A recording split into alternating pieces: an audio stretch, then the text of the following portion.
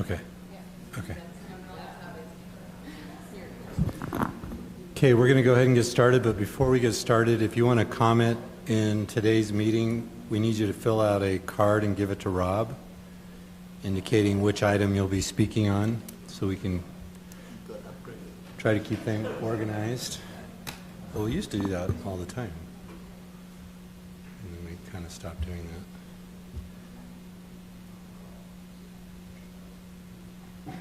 Okay, we're going to start with an invocation by Commissioner Jay, Pledge of Allegiance. Tracy, heard of that? Trent, do you want to lead us in the Pledge of Allegiance? After our prayer. And then we'll go from there. Our Heavenly Father, we're thankful for the many blessings thou hast given to us. We're thankful for the opportunity to live in this country, in this city, and to associate with our friends and neighbors. We're thankful for all the blessings that we have.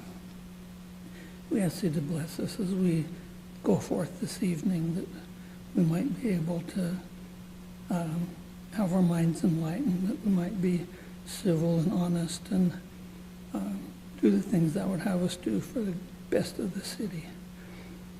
We're thankful for all that we have. These things we say humbly in the name of Jesus Christ. Amen. Thank you, Jay.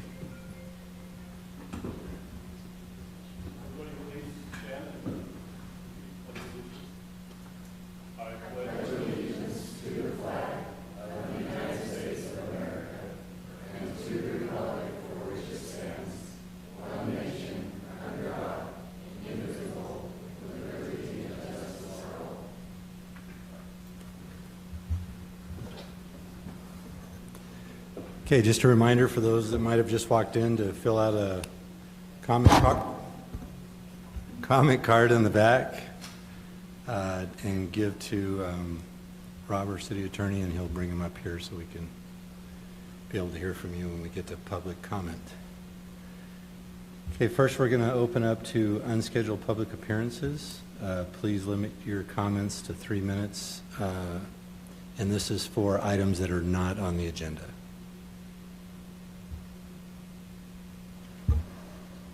Okay, so it looks like we'll close that hearing, and we'll go into consent items, approval of the meeting minutes all the way back in February. Everybody remembers that. Do I have a motion? I'd like to make a motion to approve the minutes. I second it. All those in favor? Yes. Aye. Thank you. Okay, we're going to have a public hearing on a conditional use permit for Angela Johnson Sculptures. We'll have the presentation by our staff, Kelly Smith first. We'll open it up to public comment and discussion. Thank you, Commissioner Abbott and other members of the Planning Commission for being here. Like Commissioner Abbott said, this is specifically for a conditional use permit application regarding Angela Johnson Sculptures. Brett Folkman is acting as the representative for Angela Johnson in this application. A little bit of background, this came up. The applicant is currently working on a sculpture project that will eventually be transferred or moved to Thanksgiving Point. Over the past little while, they've been holding tours to collect donations to help them continue this project on.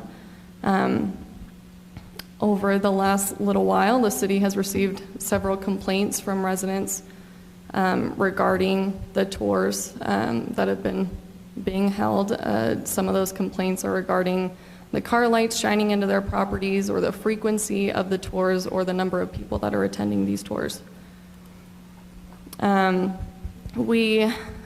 a result of these complaints, we sat down with Angela Johnson and Brett Folkman and discussed possibilities or how we could address what was going on or address the complaints. One option was the home occupation license. As you know, a home occupation is something that is permitted and in residential zones. The purpose of it is for people to have basically a pinpoint for their business. It's meant to be more of home office where it's not like a typical commercial use where it's retail. It's more of not intended to have people coming to the home. And so that was something that was kind of conflicting with what they were doing.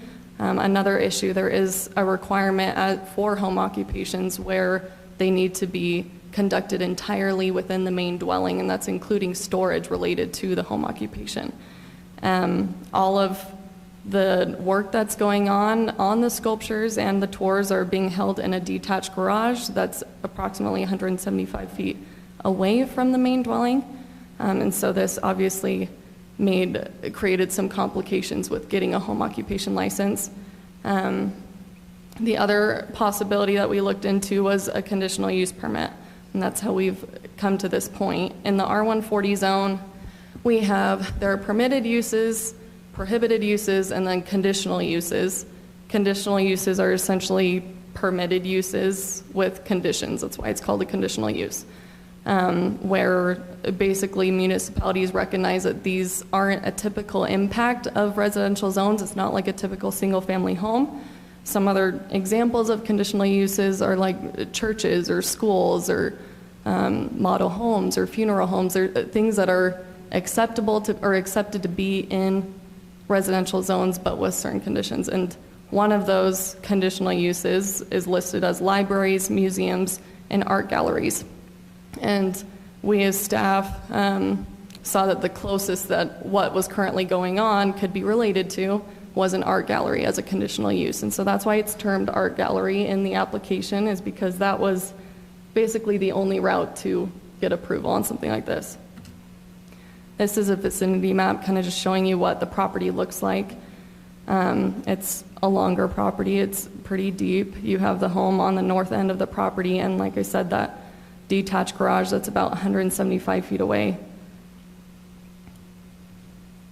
This is the building elevations, what it looks like. There was a building permit that was issued for the garage in 2017. It meets all of the requirements. It meets maximum square footage, it meets setbacks, it meets height maximums, and that's all explained in the staff report. A little more about the site. The building has 2 motion-sensitive lights, and then you see those 2 little structures that are on the sides. Those were added just this last year for extra storage. They are not considered accessory structures. They are less than that 200 square feet. They're meant to be temporary. They don't have a permanent foundation.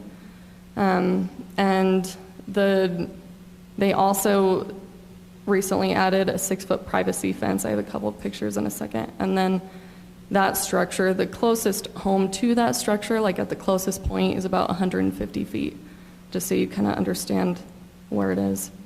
This is kind of showing that 6-foot privacy fence on both sides. Summary of the request. As we understand, there have been tours being held multiple times a week. We've been told they're typically in the evening times. And in the current applicant's narrative, they're requesting several times a month. And the purpose was specifically for family and friends and potential donors. And then they also have volunteers that come to assist with the sculptures. So that's also included in the project narrative, that they still continue to be allowed to have those volunteers help work on the sculptures. That vehicular access, or the drive access, comes from that 10150 North, the street right above. They have that gravel drive that kind of comes back all the way to the accessory structure. Parking, this was literally just eyeballing it because there aren't defined stalls, but it looked like about 6 parking spaces if we looked at the typical 9x18 parking space. Citizen participation, obviously we've had a little bit. We sent out the appropriate public hearing notices. Letters were sent out to the 500-foot radius. From those public hearing letters, we've received 4 resident correspondences. Those are attached in the staff report packet. And then originally, when this first came up, the applicant did apply for a home occupation license, kind of just trying to take that first route. And as part of that, if you have anyone coming to the home, like for example, if someone's doing a little hair salon or they're teaching piano and it's like 1 or 2 people a day, We do send out radius notices to notify people of the impact, and if they have complaints or concerns, we kind of try to come up with a happy medium or how we can address those concerns. And from those, we were contacted by 6 different residents, whether by email or phone call, and most of those concerns were regarding lack of privacy, parking, the frequency of tours again, and then the employees that they had working there. Okay, this is kind of going through, we have a specific section called like the conditional use procedure, and this is applicable to all conditional uses in all zones. And it's meant to help the Planning Commission and City Council kind of have some key points or of things to consider when approving or denying a conditional use permit. I'll just go through them real quick. Site of the structure or use, impact on surrounding uses, safety of persons or property, health and sanitation, environmental issues, and general planning characteristics of the surrounding properties. These, we provided a full analysis in the staff report for each of these points. And then these were other considerations that we as staff are recommending that the Planning Commission look into or consider specific to this application. We understand art gallery can seem very, hey, this is open to the public. It's like a library like we have here. And so looking at the residents' complaints and the correspondence we've had, looking at each of these things and imposing reasonable conditions, that's the term that's in code, is reasonable conditions. And so the term, like the thing to focus on is reasonable, is we can't really legally go to an extreme and just say, hey, you have an art gallery, but you can't have an art gallery, if that makes sense. So things to focus on: hours of operation, frequency, this is kind of meaning like maximum number of tours per week, or minimum spacing between tours. That's meant to be like, if you were just to say once a week, then they could do Monday and Sunday or something. And it's like, oh, those are too close together. You could be like, they have to be 7 days apart or something, if that makes sense. Screening, lighting, signage. This is one of the complaints in the correspondences, was that some people coming to the art gallery will show up, or the Angela Johnson sculptures would show up at different properties and come onto the property thinking that it was this that they were going to.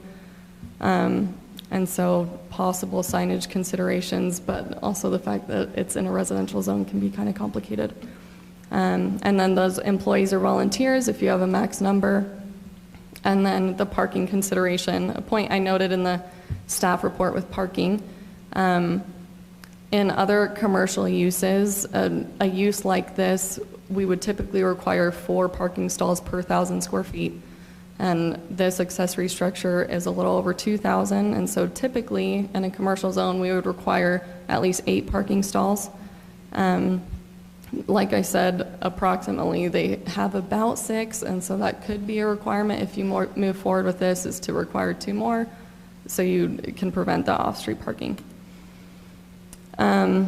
And we as staff, this is, like Commissioner Abbott mentioned, a public hearing, and so we recommend that the Planning Commission hold a public hearing.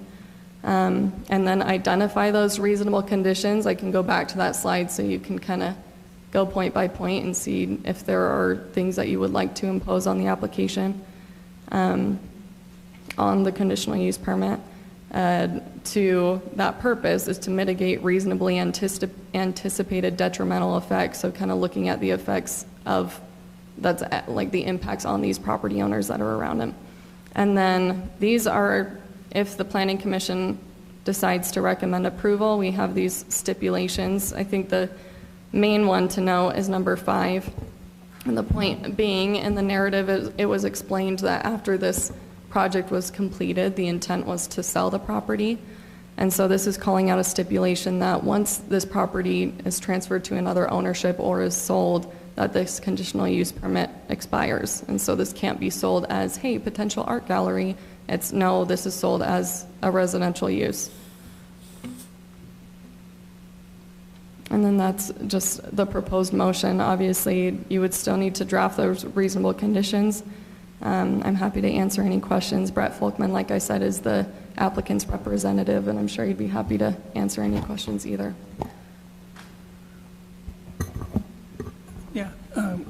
one of the things that I was wondering on number 5, On the stipulation. yeah, is what if the landowner sells, not sold, but leased or rented or transferred the interest of the property to the nonprofit or someone else?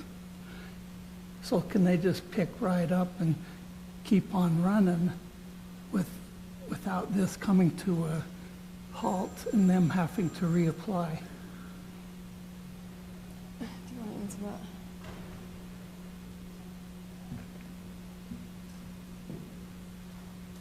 that? So as it's drafted, it would be any change of ownership. Now, this is just a tentative proposal. You don't have to follow what's written in there, and if it's, if it's more of, I think the proposal was designed or intended to be when the person, the artist who's been doing these sculptures, regardless of whether it's through their name or an entity that they are running, whenever they are done with this property, that's when the process, the conditional use permit would expire. As written, it's any transfer of ownership would have to come in and reapply. Okay. But regardless, it will expire in 2024 and have to be renewed, even if the landowner is still there. If they don't sell. Is that? Well, that's not implied, but yes, if you were wanting to add a firm expiration on that, that's something that the Planning Commission can consider. Okay, I was thinking in the write-up that it actually says 2024. In fact, I'm positive of it.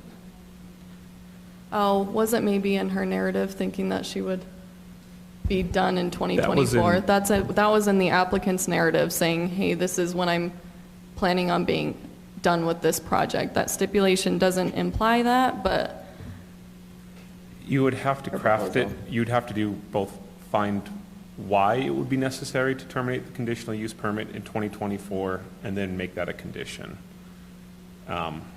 So if you see that there's a reason, say there's some impact on surrounding property owners that'll be mitigated by having it be a 2-year CUP, that would be how you could do that. As it's been proposed, it doesn't have that 2-year restriction. Okay, so if that question was because that's what was applied for, What was applied for is just a conditional use permit. They were explaining their justification for it and their narrative for it, but they weren't saying, please give us a 2-year conditional use permit. They said, give us a conditional use permit. But don't all conditional use permits expire? Not necessarily. So it's, once we grant it, it's... as long as they continue on their business license, their standard business license renewal, it won't expire unless there's a specific stipulation that it does. Or if they're not following the stipulations that have been made with the conditional use permit, it's something that we would look into revoking if it got to that point. Does the applicant live on the property? Yes. So they didn't just buy this property to just do that? Because that's what it sounds like you're telling us, that when they're done, they're selling the place. I don't know if I can applicant answer here? that for Is the the applicant applicant, but if you want to have the representative come up, that's something that you can do. Otherwise, whatever you want to do. As in, they can answer for I her think if what you we'll would like do to is- get that answer. Let's open it up to public hearing, get all the information. We'll close the public hearing, and then we can have questions and explore it a little bit more. Is that good? Yes, I will set that timer for 3 minutes. So maybe Okay. clarify that. I have the comment cards here. We're going to open the public hearing. We ask that you keep your comments to the 3 minutes. And in the interest of time, try not to repeat the same thing or just say, I agree with so-and-so. Let's start with Thomas Butler. Is he here?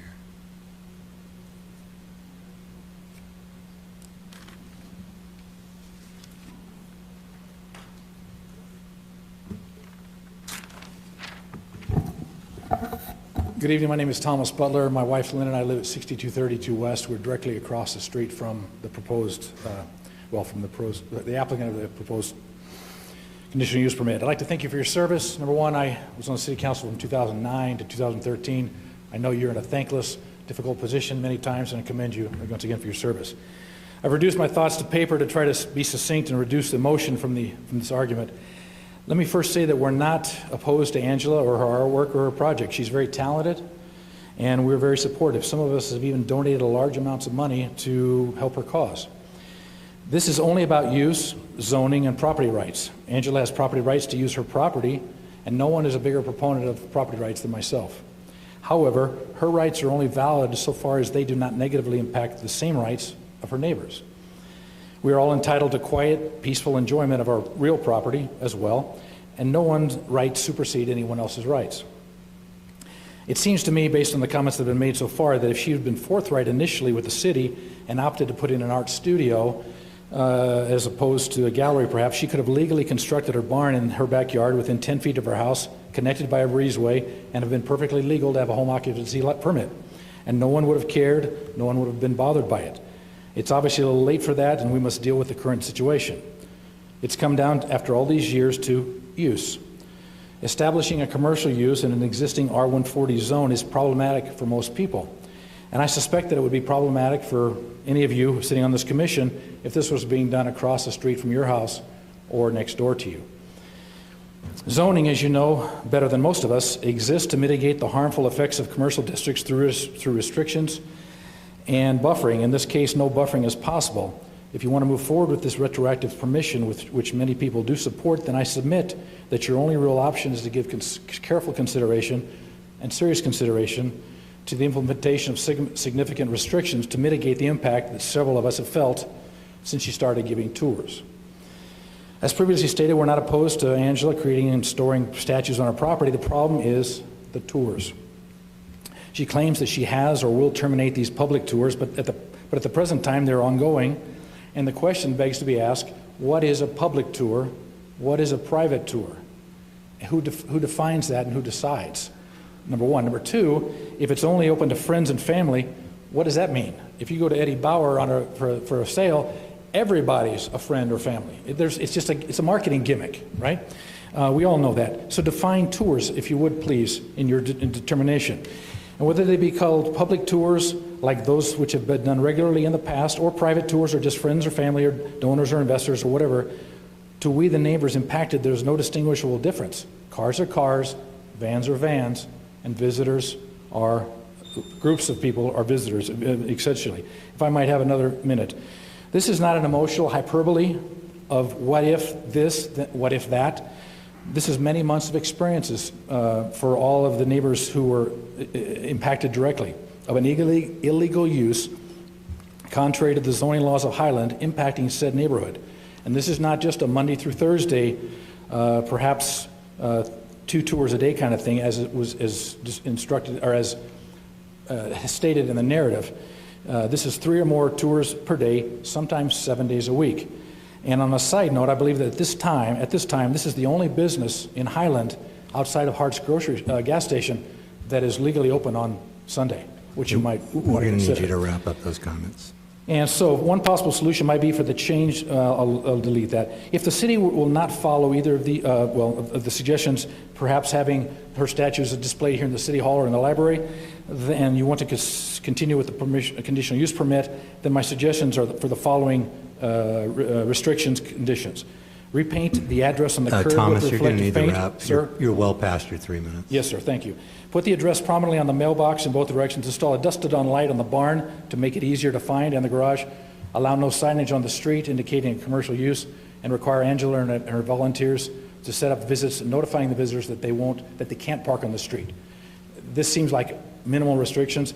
Maybe it might seem like over the top to you, but you regulate the number of chickens that people can have in Highland. So I would respectfully suggest that you limit the number of cars that could be there at any given time. Thank you for your time. Okay, we're going to ask that you please keep in that 3 minutes. I appreciate what Thomas has said there, and so if you can avoid going over 3 by repeating a lot of what he just said, that would be appreciated. Let's hear from Mike Gosser? Gosar, thank you.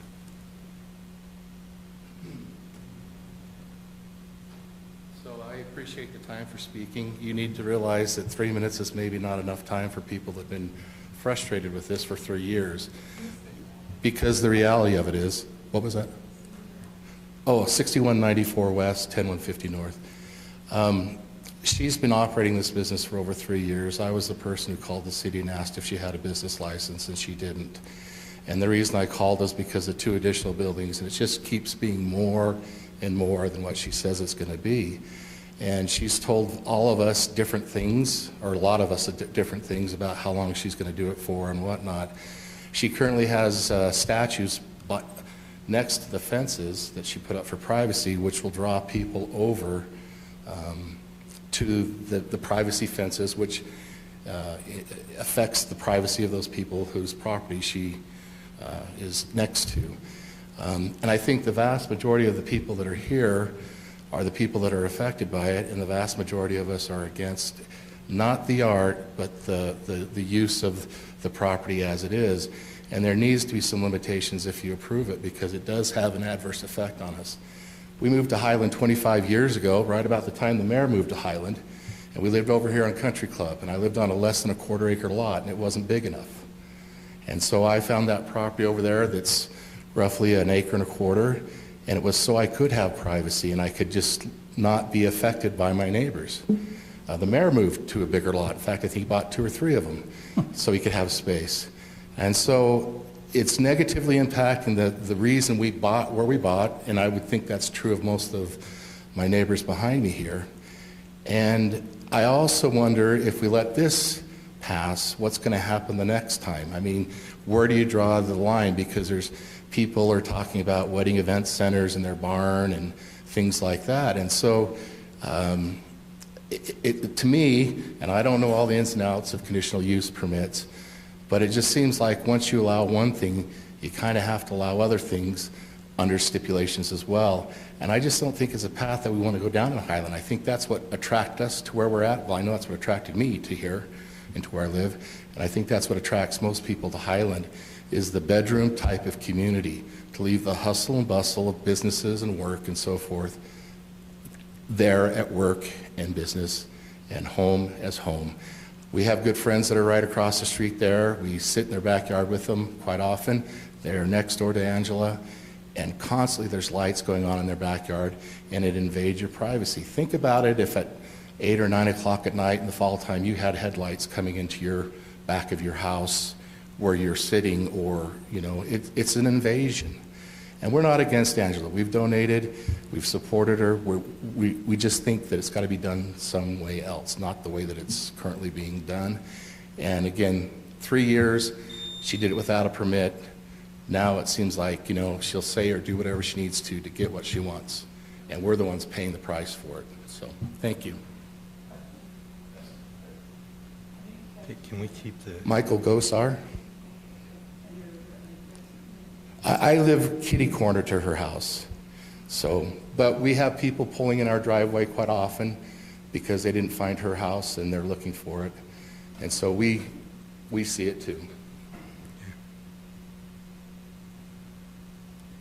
Okay, Brett Fulkerson? What? Folkman? I can't read with it. You'll state it. Hi, Brett Folkman, 12568 North Angels Gate, and I'll also be addressing questions later on behalf of Angela. I would like to start out by saying, just listening to the first 2 neighbors, and I'm sure what else you're going to hear, is what was happening 6 months ago, and 10 months ago, and 12 months ago, where we were having up to 2, sometimes 3 tours a night, Monday through Thursday. You could book them on the website. 90% of those tours were young men and young women groups. Excuse me, can I ask one question? I've had my time back, yeah. Oh, yeah, sorry. Please don't comment out of the audience. If you want to speak, you'll come to the pulpit, okay? Thank you. It's disruptive. So I'm the chairman of the nonprofit, and I manage the calendar, and I know exactly how many tours are going on. We've had 5 tours in June. the average tour size has been 5 people. There's been a privacy fence that's 6 feet tall down both sides, 200 feet. There will be no car lights shining on any neighbor's property because there is a solid privacy fence now. I understand how we were historically doing it would be upsetting. You might have 30, 40 people show up for a tour. That's not the case anymore. We stopped all of that. When people call and say, hey, we want to bring our young women's group, I'm saying, sorry, can't do it. The only tours we're conducting right now are for potential donors who want to move this forward. For instance, last week we had Elder Holland, Matt Holland, and not going to say his name, but a very wealthy individual from Idaho that flew down to see if this is something he wants to support. Angela is fine with stipulations. We're fine having a set number. We're fine saying this is done in 2024. This isn't something that's going to go on. This is her last project. We want to be respectful of the neighbors. That's why we're not doing public tours. It's only when someone is going to be writing a big check, they want to see what they're writing the check for, and there's no way to do that without them being in the studio, feeling the spirit of the exhibit, asking questions, and seeing it. That's really the only use we're asking for, is to allow people to come who are going to write a big check and see if this is what they want to support. I'm sure most of you have been to Light of the World and Thanksgiving Point. This is going to be very similar. It'll have over 100 figures, over 1.5 acres, and that's not going to happen if we can't raise the money. This isn't a business. We're not selling things. People can't just show up anytime they want. It has to be very scheduled. We meet them there, and like I said, there's been 5 in June on the calendar, and we're June 28th already. So I understand a lot of what's coming out. What I've heard so far is what was happening 6 months ago, and it's not relevant to what's happening today. So I hope you take that into consideration. We want to work with the city council, we want to work with the neighbors to come up with the stipulations that can allow us all to move forward, make them happy, make us happy. Thank you. Thank you. Mikkel Bateman.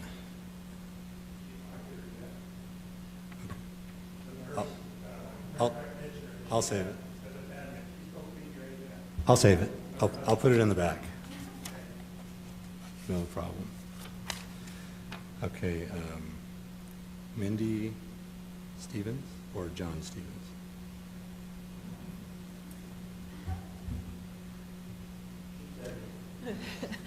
Hi, Mindy Stevens. My address is 6256 West, 10150 North. I live kitty corner to Angela Johnson's house. We love the project and we love everything that she's doing about it, but we want to keep it to, for me, the issue is the amount of kids that we have on the street. There are 20 that frequently go up and down the street, 3 of which who have special needs and frequently cross the street to go visit some ponies on the other side of the road. So my biggest concern is the traffic coming in and out and our little kids running around on bikes, new drivers, it can be very scary, right? And so anyway, I just don't feel comfortable with how much is going on, going in and out. And just to clarify, there's over 300 statues that are in there, more than 100. So trucks coming in and out, bringing in statues and out statues is a big issue when it comes to the amount that's actually happening in there. And that's all I have to say.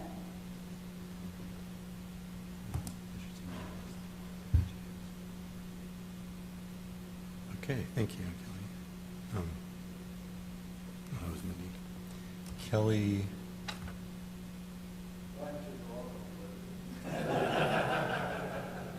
Thank you. Kelly Rhyme, Chisel, 6214 West, 10150 North, just across the street, just on an angle. Outside of the comments that have been mentioned so far, thus far from various neighbors, and I do appreciate all the work and time that you guys put in. I understand the thankless hours and whatnot that goes into this. Just to add to this, I do want to emphasize studio would have been a more appropriate name for it rather than gallery. I understand the conditional use permit, the qualification you're trying to put it in. My biggest concerns, I just want to reiterate here, are the exposure/traffic that comes down the street from whatever's going on. I'm supportive of her work. I've got no problem with it. I'm grateful that she's doing it.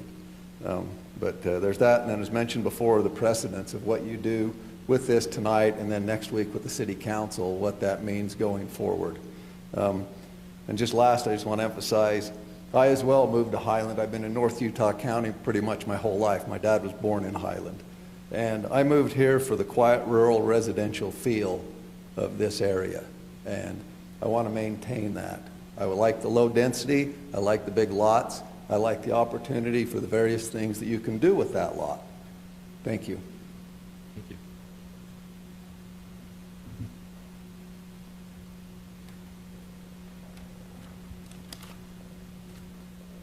Says John Stevens is the same guy.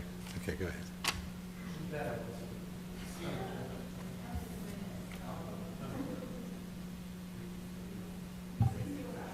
Exactly. Don't start yet.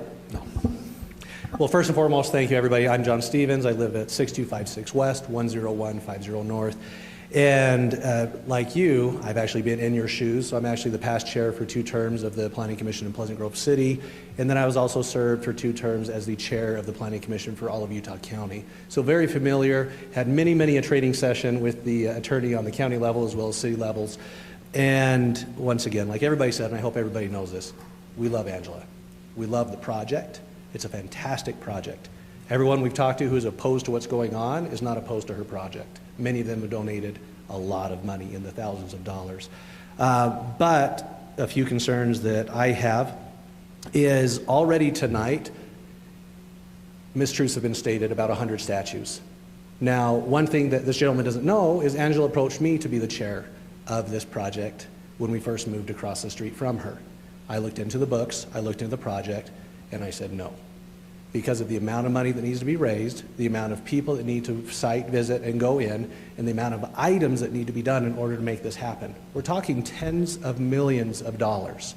So if we're stating, as was stated earlier by her representative, this is only for the rich people, I don't want to be known for that in Highland. That only the rich can get conditional use permits. That's not what Highland is based on. It's not what it's built on. Those are not the values that I know that our mayor ran on. My great-great-great-great-grandfather, William Stevens, helped build the fort in Pleasant Grove. We can name church leaders as well. But until that church leader comes out and publicly states something, we shouldn't mix religion into this. Because as the county attorney, or as the attorney here can attest, if this is approved based on religion, we have bigger issues, right? It needs to be about the merits of the conditional use permit. And I want to make sure everybody here is aware, it's called a conditional use because it's currently not legal. You have to approve it to make it possible for her to do this. And at the end of the day, you can always know what someone's going to do based on what they've done.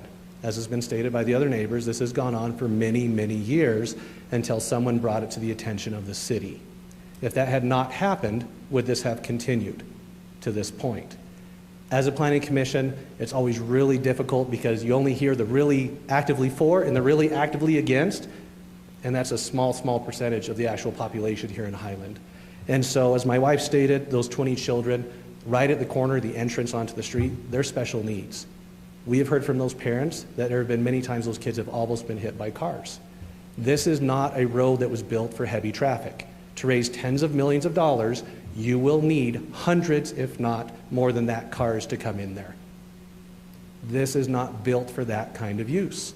They didn't approve the buildings over there with Millhaven. It was, 74 homes. They wanted 100 and something because the roads weren't built for that. So please consider that in your options tonight. Thank you. Thank you, John.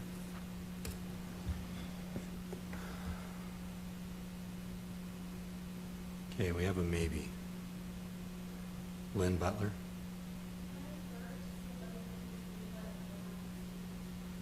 If you want to speak, now's the time.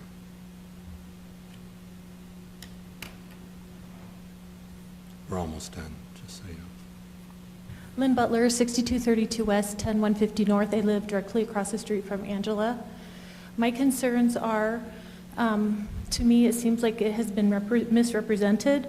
What has been said, it was stated there's only been 5 tours this month. Does that include the Jex family reunion that went over last week and the young men and young women's groups and Sunday school groups from our ward that went? Are those part of the 5? No, because your bishop organized those. That wasn't a fundraising tour. It was not on the calendar. So that tells you that just because it's not on the calendar doesn't mean it's not happening. I live across the street. at the beginning of the school year, and he says it's different. I had cars and vans in front of my house all day, many days, from private schools because the kids were in uniforms, moms were driving them. I don't know if it was American Heritage, I don't know where it was. Private schools coming to do tour after tour after tour. That's fine. I love what Angela's doing. What I don't love is what seems like misrepresentation. If you give her the permit to do that, I hope you will specify what is the difference between a public tour and a private tour. Who is friends and family? I shop at Eddie Bauer, I shop at Kohl's. Everybody's friends and family. Angela specifically has stated that she's not giving tours at their family reunions. What is a tour? So those things are all important. And the other thing is, she has parking in the back. She should have people park in the back. All winter long, it's dark early. People come, they can't find her house, they drive into other places, they drive into other driveways. She didn't have her front light on, she didn't have the lights on her garage. She does not have it easy for someone to try and find her place. I don't want a sign on the street. That changes property values. It's not what I want. I live in a residential area like them. I don't want that. But there has to be something that she does to mitigate the effects on us. And you need to stipulate that.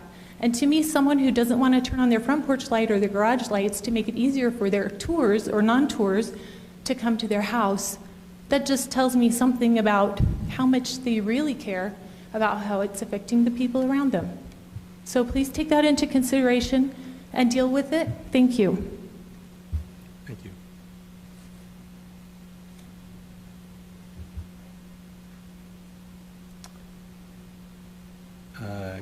Kay Sharman. It just says the initial K. Schramm. Well, come on up. Hey, I've got really bad writing myself, so I just put an X. Okay. I'm really glad that I got to come tonight.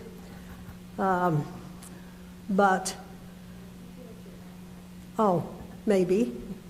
I think it's 6225 West, 10,050 North. So I'm not directly affected. And I know when I got the letter to go to the meeting in May, I didn't know it had been canceled, and I called her, and I was really glad I did. And I was on the city council for 2 4-year terms back to back, and when I read that first letter and it's printed the same way here, I had visions of the fights that we had to put up with people who want preschools, for instance, and nursery schools in their neighborhood, but not in their neighborhood. And I fully support their concerns, but I asked Angela what she was going to do, and she told me the same thing that several here have said, and she promised that she would not be having tours. And I can't see why you can't maybe start the whole process over with stipulations and call it a studio. She needs a place that she can work and create these works of art. Actually, I think people should go down to Thanksgiving Point and see the garden there, and it's amazing. But I don't think it's appropriate to have lots of traffic going in and out. Our streets are kind of narrow, and like I said, I don't think people walk on my street, people I don't know, but they don't drive cars around there. And I'm not putting this very well. I'm kind of nervous, actually, but I don't know why you can't change your laws. We did it all the time, only in good ways, to insert that term, studio. Why can't you do that? Is this a state law? It's just a different Biden's process. law? It's a different process that will take another few months, and that wasn't a consideration at the time. I would have appreciated writing that. I really hoped when I got this other letter for tonight, I got to say something in a minute, that you had changed it. She is very frustrated too, and she said, I have to have a place where I can work and not be interrupted. And she said, people are all the time coming and saying, oh, my friends are here from out of state, and they want to come and see you at work. She can't get her work done. People have paid for things, and she can't get them done by the date it's supposed to be done. And I've known Angela for a long time. I think she's a great person, and I'm happy to hear the neighborhood supporting her so well. But people do need restrictions, and was it Nathan that got after me for talking to the mayor? I said, where's your zoning ordinance and your municipal zone ordinance? And he said, well, they've all got a copy of it. Well, I can't find it on my computer, and I didn't even think to bring it. You need a copy. You might think it's a waste of money and ink and paper, but if you can pick up the page that conditional use permits are granted and what's expected. Now, I have a problem on my house. My husband and I were in an automobile accident, and he died 12 weeks later. And I have a bunch of concussions and stuff that started in that accident, and I can't live in my other house. And I approached Highland City in January of 2013, and all that I needed to do was use 60% of the wall, and my addition is 57 feet long, so that was not a problem. And having been on the city council, I wanted to do everything right, and Nathan approved it. Thank you. It saved my life. Maybe some people won't be happy to hear that, but that's true. And I encourage you to really talk to Angela. She's upset too. It's awful to live in a neighborhood where you feel like everybody's mad at you all the time. Thank you. Thank you.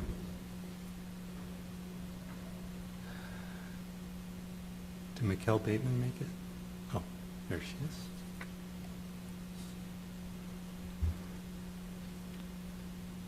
Good evening. I wasn't here, just got off work, so I didn't hear what people have said, but I'll share my thoughts. Could you state your name and address? Michelle Bateman, and I lived in my address, 6215 West, 10150 North. I am on directly on the east side of Angela's property. So I was there, we've been there for 26 years. Angela bought the place probably 5 years ago, I can't remember exactly, with the intent of this big lot to build this big, beautiful studio. And I have no problems with Angela, I have no problems with the studio. I do have a problem with her having a business next to my house, because we moved in Highland to have that kind of country feel. And this last year and a half has been really challenging because we were directly impacted. As the cars drove down the street, tons of cars, and then they pull into her driveway when they made the right drive. They pulled into her backyard and then they turned east facing our house. And when we moved in, we put 3-rail corral fencing, beautiful country look. We have a finished acre, and it's beautiful. And the last year and a half, we've had 10 cars constantly back there, a lot of people running, a lot of children walking over to the edge of our property. It's been invasive and not private. And typically you think of your backyard as a private space. I'm fine with Angela sculpting and storing, but I'm not okay with her having a business in any shape or form. I don't want to live in a commercially zoned area. I am in a residential area. Angela bought the home knowing that she was buying into a residential area. And I talked to her about that. I said, Angela, you knew that this was a residential area. So it's nothing against her personally. She's very talented, and I love Angela, but I don't love living next door to a commercial designated area, and it's invasive in our space. So my recommendation is that, gosh, I don't know, I'm not really smart on all the technicalities of it, like some people are, but I don't want her to be able to hold tours. I was Relief Society president last year, and we had a tour that we put together for the Relief Society, and Angela charged each one of the sisters $10. It was a paying tour. And during that tour, and this was in the fall of last year, she told us that she is so busy that there is tours every hour, all day, even on 7 days a week, including Sunday. But when she writes the letter, she says it's just 3 days a week. That wasn't true, and those are her exact words. Because it was hard for us to get a tour in, and she said, you guys ought to be lucky, because I was able to fit you in, because I have tours all day long, day and night, 7 days a week, including Sunday. That was Angela's wording. So that's been a difficult thing, and that's where I hope that she can find some type of a way to sculpt and store, but not to have a public space in our residential neighborhood. Thank you.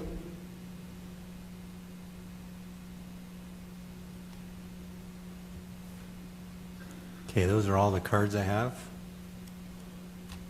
And we're going to go ahead and close public comment and open it up to our commissioners to ask questions, have discussion. We heard a lot. Yes. Jay? Can we ask questions of the people that came up? We want to kind of restrict it to, if we can talk, if you want to talk to the applicant. Oh, okay, that's who I need. We don't want to bring everybody back up to the pulpit. Right. We've closed the public hearing. So the question is, if there are existing structures at Thanksgiving Point, and Amazon, I'm going to say, does $20 billion worth of work a year, all online. For the good of the neighbors, since everything can be viewed online, to include sculpting activities, is that something that that could be done to allow the creation and storage without impacting the neighbors? So my answer to that would be, when the church does a temple open house, do you get the same feeling looking in a brochure? Like, the only way that we're getting donors to donate money is to feel the spirit and catch the vision of the tree of life that's sculpted. And I want to address, there's not 300 figures, there's actually 211 clay figures. The final realization, in order to save costs, is going to cut those in half. So we're anticipating 100 larger-than-life figures. There's a lot of misinformation that's been shared by neighbors, and I'm not going to try and correct it all, but I'm living and breathing this. I retired early from work after my daughter passed away, and Angela sculpted her and asked us to do this. I'm a CPA, I'm an MBA, I'm a retired Ernst & Young partner. I know the facts. So a lot of misinformation has been shared, and I would love, if you want a specific fact-based answer, I'm happy to provide it. Right now, we can't lift and move the entire clay model. It's probably 40 feet by 25 feet and has, like I said, 211, even though the final's only going to have 100. So it would be impossible to do that. And we're fine cutting, just saying, okay, this is how many cars can come per week. The Amazon guy comes down my street like 5 times a day. I hope no one's buying on Amazon and having that van up and down 100 times a day. Okay. But we're happy to cut down and say, okay, this is how many you get. This is how many cars you get per week. Then we can work with that with the donors. We put up privacy fences. Like, Angela's trying to do everything. A lot of the comments were when we were doing public tours, and yeah, if I was her neighbor, I'd be annoyed too. And that's why we stopped all that. Okay, thank you. I just want to say something real quick to the commissioners. Let's keep our discussion based on what can we approve based on the ordinances that we have. Our job is not to fix their problem. If this isn't an approved use, this is the guy that has to go. We're not giving him suggestions. We need to decide, is this an approved use for the conditional use permit? We really need to discuss, like I do have some questions about the use. But let's try to keep it narrow in discussing what we can approve here today. Because whether he can go to Thanksgiving Point and rent one of their things and move her sculpture there and show it, that's for him to decide. We need to decide, is this a proper use in a residential area, and what's the impact on the community, and is it appropriate for a conditional use permit? So I don't want to correct anything that's been said. What I did hear was frustration. And so with our questions, let's try to limit them to, like you said, I do have, like the sculptor question you answered, that was great. Question I have for you is, this does sound more like a studio than an art gallery. Are we trying to fit a square peg in a round circle here just to accommodate? Because if this is a studio, doesn't our code require a certain amount of off-street parking? Doesn't it require handicap accessibility? I mean, aren't there a bunch of code requirements? If it's going, I mean, schools is a conditional use permit, and a churches, right? Well, there's so many parking, so many handicaps, so many. I mean, why would this be any different? The issue is, I mean, to focus to exactly what's in code and trying to follow exactly what's in code. Art studio was not what is in code. And maybe I don't understand the definitions of the two, but like art studios, people are still visiting to look at an art studio. Sorry, you go. Yes, please. I can add on to that. We don't have a definition in code for art studio or art gallery or museum. So you have to use, the normal way you interpret code is you can look at the common sense meaning of it.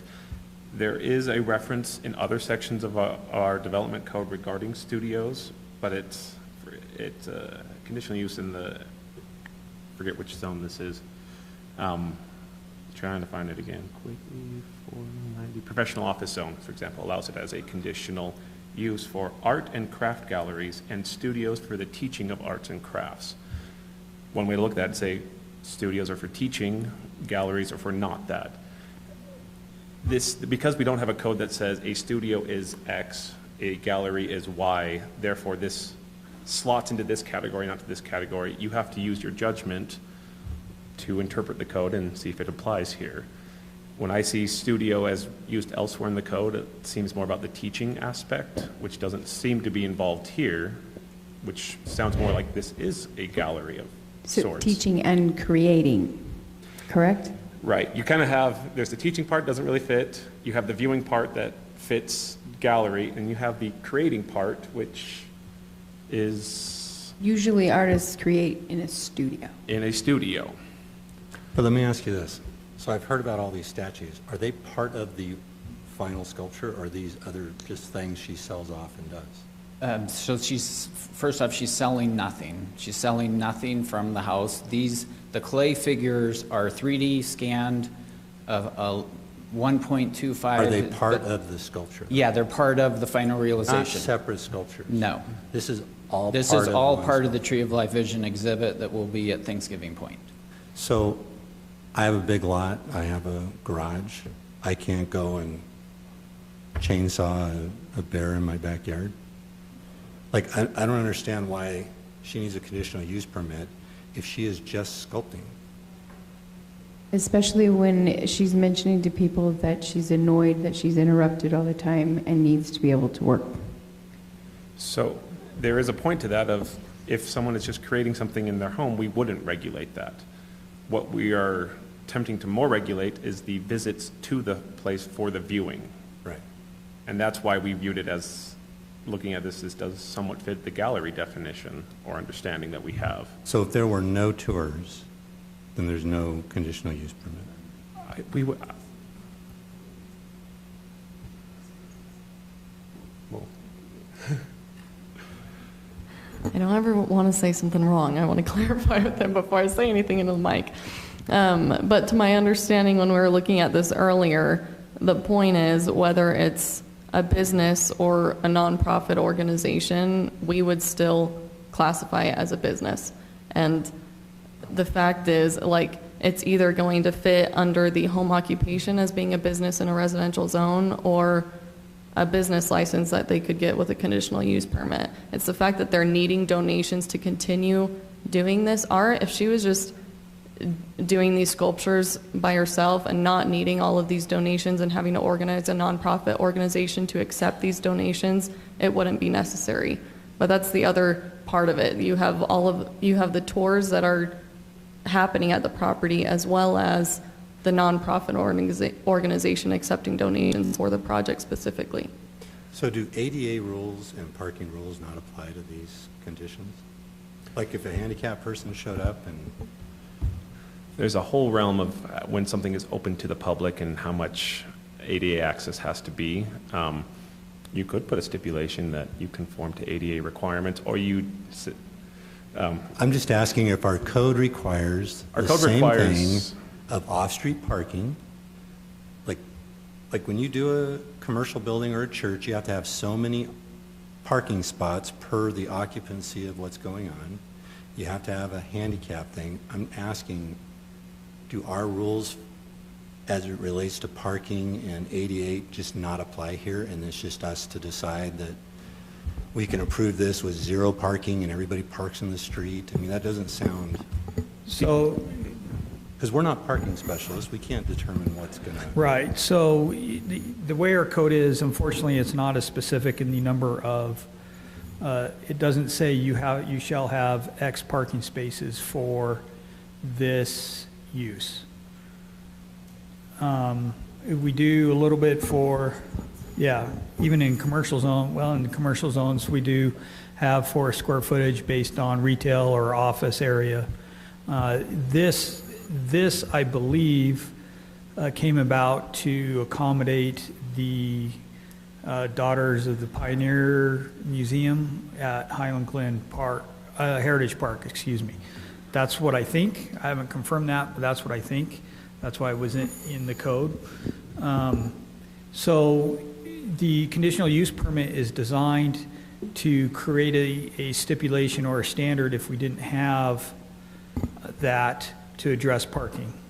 So in other words, I don't have a parking requirement for a museum. Based on this use, what should that parking requirement be?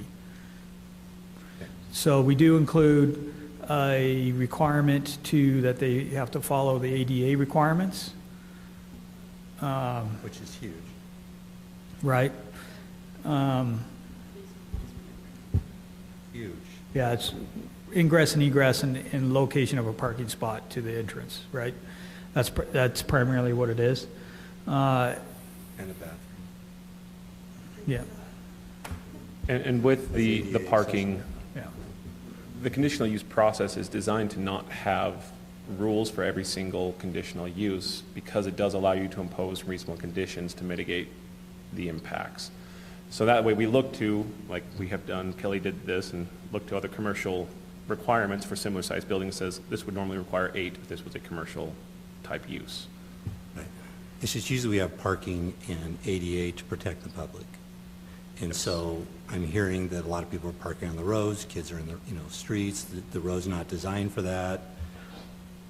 Ambulance shows up, everybody's parked on the street, there's a big tour going. So that's why I was asking it.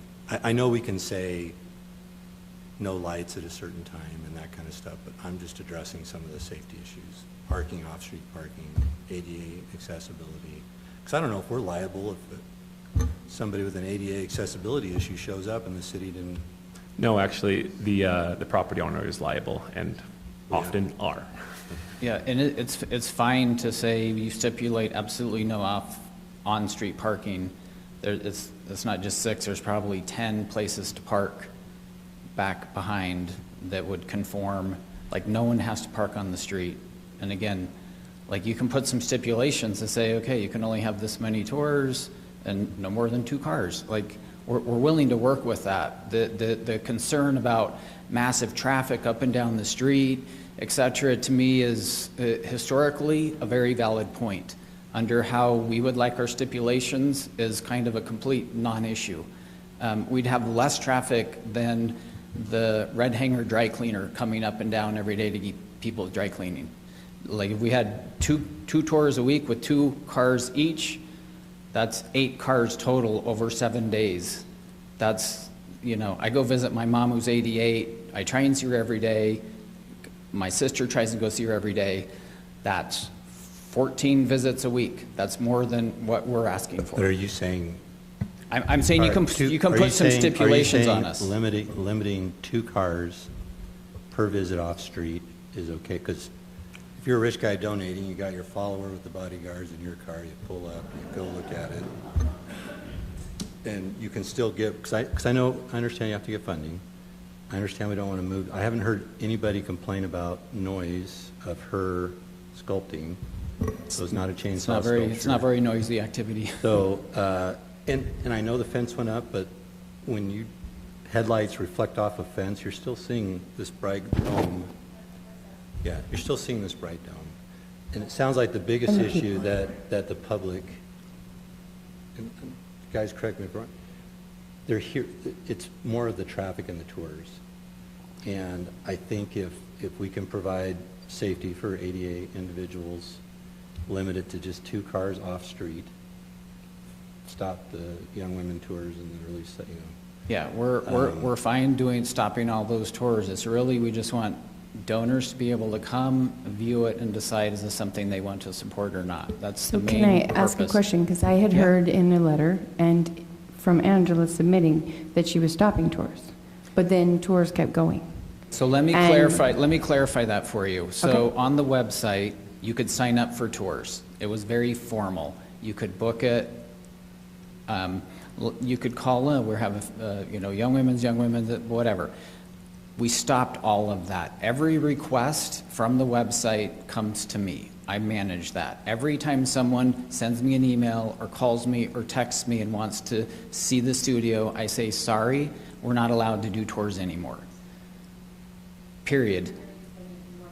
We want to do, we're showcasing for a donor, is this something you want to donate for? It's not just show up and see this cool exhibit. Okay, so it's a very specific purpose. This is the question that I have that I think is very pertinent to this.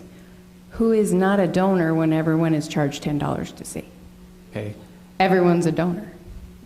No one is being charged $10 since everyone I've talked to, so I play pickleball in the morning with a group, and I was reading everything about this case. That's history. And I said, that stopped just months a moment. ago. May I finish? So I was sitting there going, okay, we all love her work. Have you guys seen this? We're talking about it. Everyone, including my mother, who just had come back from New Zealand and knew nothing, had been scheduled for a tour and gone through, and everyone had seen it. And I haven't seen it yet, but I have seen Thanksgiving Point, and I had met Angela and worked with her on some things. So I am curious, the nature of this charity is to acquire donations to accomplish this work. So because of the nature of this, donations are taken from everyone, so every friend, family, whatever, is a grateful donor in Angela's situation, but that causes this to be a business and this conflict between studio and gallery. Okay, so I'll correct you in that we do not charge anyone to come look at the studio to see if they want to donate or not. No one is paying $10 to come look anymore. That all stopped when this first came up and they said stop tours. We stopped it. Kelly, when was that, when we stopped? Probably 3 months?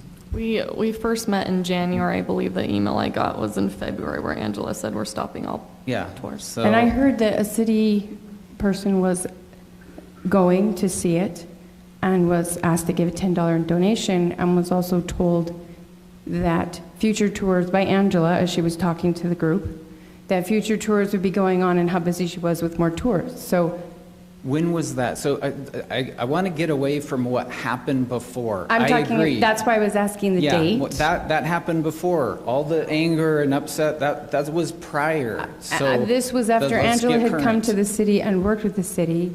Someone was sent from the city to observe, so we had a better understanding of it. Yeah, what I'm And saying is that was that what we had practice found. has stopped for months and months now. I think it was mid-February. Let's make it easy and say April. So April, May, June, 3 months. And I was asking you to give the date, because I don't know the date. Yeah, it was mid-February, and just so people know, like, $5, $10 donation doesn't fund something like this, as the gentleman prior showed. So that's, you know, it's kind of irrelevant to what these kind of exhibits cost. Well, and if we restrict it to 2 cars off-street parking, that's a lot of visits to get $10 a person. I mean, they're going to narrow it down to the guy that's giving the big check. Oh, Suburban 9. Yeah. So can I ask a question here next? I want to divert a little differently. I haven't heard yet, is this a business or a really expensive hobby? I haven't heard it defined. Are you considered a business, or what is your classification? So no, it's a non-profit is the entity that will be donating this to Thanksgiving Point. So legal, can you tell me what that means in layman's term? So the entity is classified as a nonprofit, which nonprofits mean a lot of things. There's a lot of requirements that have to go along with being a nonprofit. However, nonprofits, and sometimes they're very charitable. Sometimes they always have to have a charitable purpose behind them in order to qualify as a tax-exempt nonprofit entity. Many entities that you would recognize are nonprofits that you wouldn't think are nonprofits. But is a nonprofit still a business, right? They have a The way our CEO. code is defined, yes. So the nonprofit doesn't own Angela's property or the studio, and it's not running the studio. The nonprofit is an entity that accepts donations, that then pays the foundries to do the large-scale bronze figures that will then be installed at Thanksgiving Point. So Angela's not doing that, the nonprofit's doing that. Okay, thank you for that. And Yep. that's what I just wanted to Yep, From a sure. layman's basic terms, that means it's a business type of thing, nonprofit, whatever. So that's how I'm interpreting it. Does she currently have a business license to operate where she's at? Sorry, that's what we're on pause for, trying to figure out. If this Okay, conditional I use permit was approved, we would move forward with the business license process. Like I said, initially, she applied for a home occupation license, which would be that type of business license that's specifically like in the residential zone. But Yeah, I understand. I yes. just heard it mentioned many times, and I never heard definitely she did not. So she does not currently. No. Thank you. We can only issue a business license for a specific Yeah, when we get to thing the end of at a this. specific location, and so we have to see whether this is So this has to happen first before the business? correct. Okay. Thank you. Let me just ask, this has been going on for 5 years? I don't, When did they I mean, she start? maybe moved there 5 years ago. The Tree of Life, she probably started the initial concept of it 4 years ago. I would say, 2 years ago was when it got to scale to say, okay, this is going to be something real. I mean, she's probably spent 2 years on her own, no support, her So own what money. triggered that suddenly, or maybe not suddenly, that we need to go through this public hearing and decide if this is really allowed or not? What was the triggered impetus it? of Was that? it the Well, neighbors? us opening it up online for public tours, the word getting out, every young women and young men's group wanting to come see it, every Relief Society group wanting to come see it because of the experience they had and the lives that were changed from being in the studio. That's what caused this whole problem. And that's what we're saying is we're totally fine, and we have shut that down. We've put up 6-foot privacy fences for 200 feet down each side of the property. We're totally willing to do, minimal tours. I look around, I live in Highland. I used to take my daughters and drop them off at a neighbor's house for their dance. Martial art, I get my hair cut at someone that's running a salon out of her house, and she does 6-7 people a day. Like, the amount of traffic we're talking about is minimal compared to someone that's running a salon, to someone that's doing martial arts, a dance studio, horseback lessons. I could name 10 other things that residents in Highland do from their private residence that create 10 times more traffic than what this is going to create having a few tours a week. Okay, well, just let me ask, I know you can't look into the future perfectly, but is it your intent, no matter what we do here, to stay where you are, have a permanent facility? There's no way to move the studio. It's impossible. It's $100,000 of clay, you know, from here How are you going to past move that it to wall. Thanksgiving Point? So each individual statue is created in bronze and taken to Thanksgiving Point. So the exhibit So the answer itself, is yes, you intend to stay there.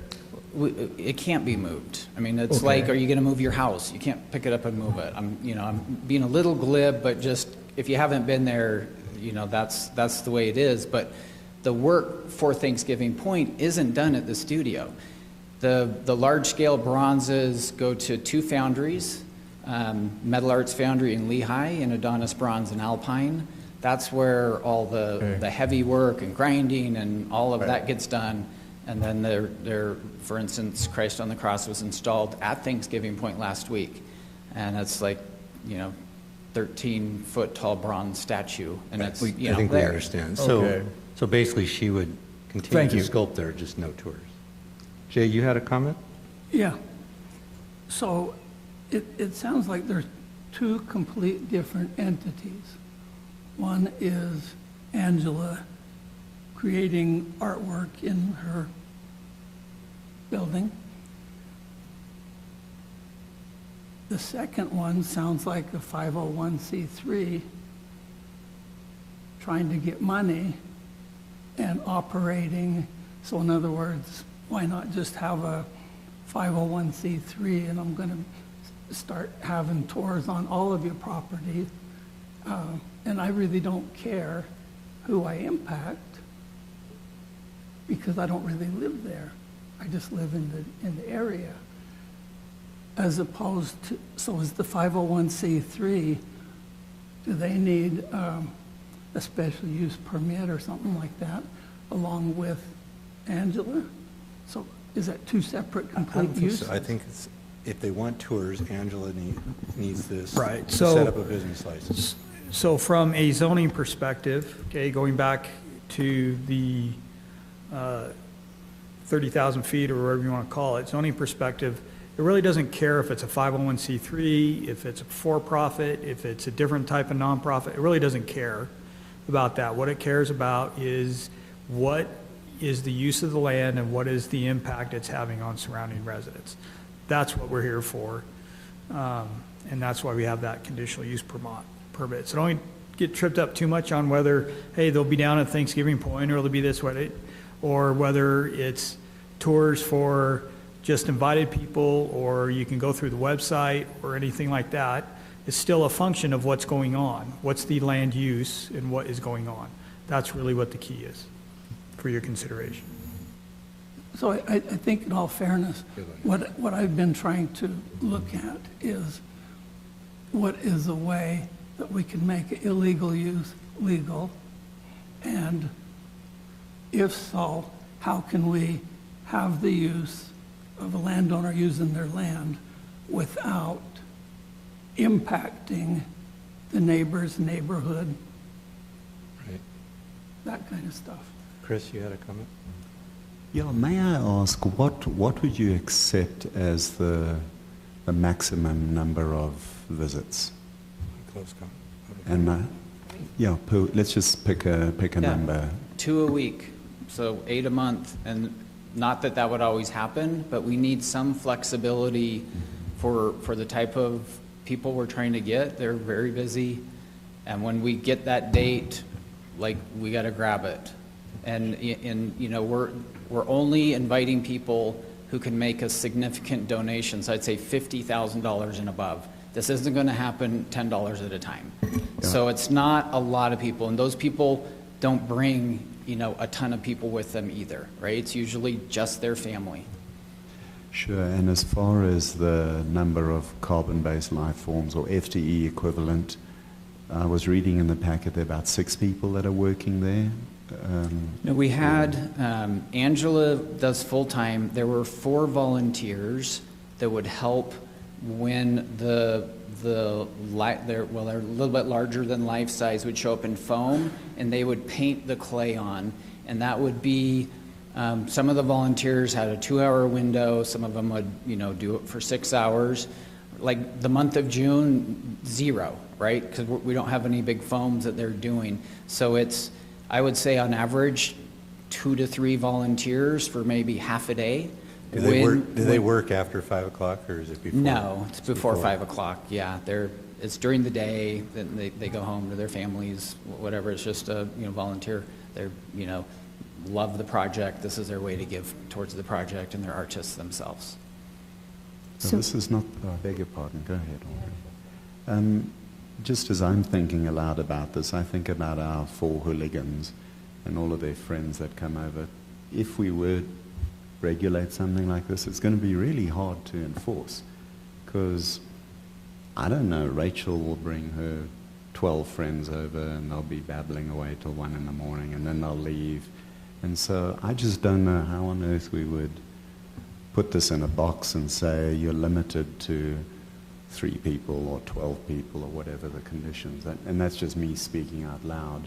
We also have a bunch where Jerry lives, a bunch of artists like Gary Smith and company live out there. And I'm not aware of any of them doing any sort of public deal. Most of the studios are close to the house, and they don't do tours. Yeah, no, I know their studios are in their homes, but they are all down by Kevin Mogg's Foundry, like down on State Street in Lehigh or something. And that's just me thinking out loud. If stipulations aren't enforced, can you yank the conditional use permit? If they're not complied with, yes, it can be denied. Not denied, revoked. Revoked. I just wanted to clarify one. I see this conflict of interest that I don't know how it would be resolved. You're saying you would do like 2 tours a week, but these are really important people that can only be there certain times, so it's more like they're going to be calling the shots on when they can come. So then you need the money for this project to move forward, so it really is going to be on their time frame, not yours, because you need them to come. So how would that be managed? Sure.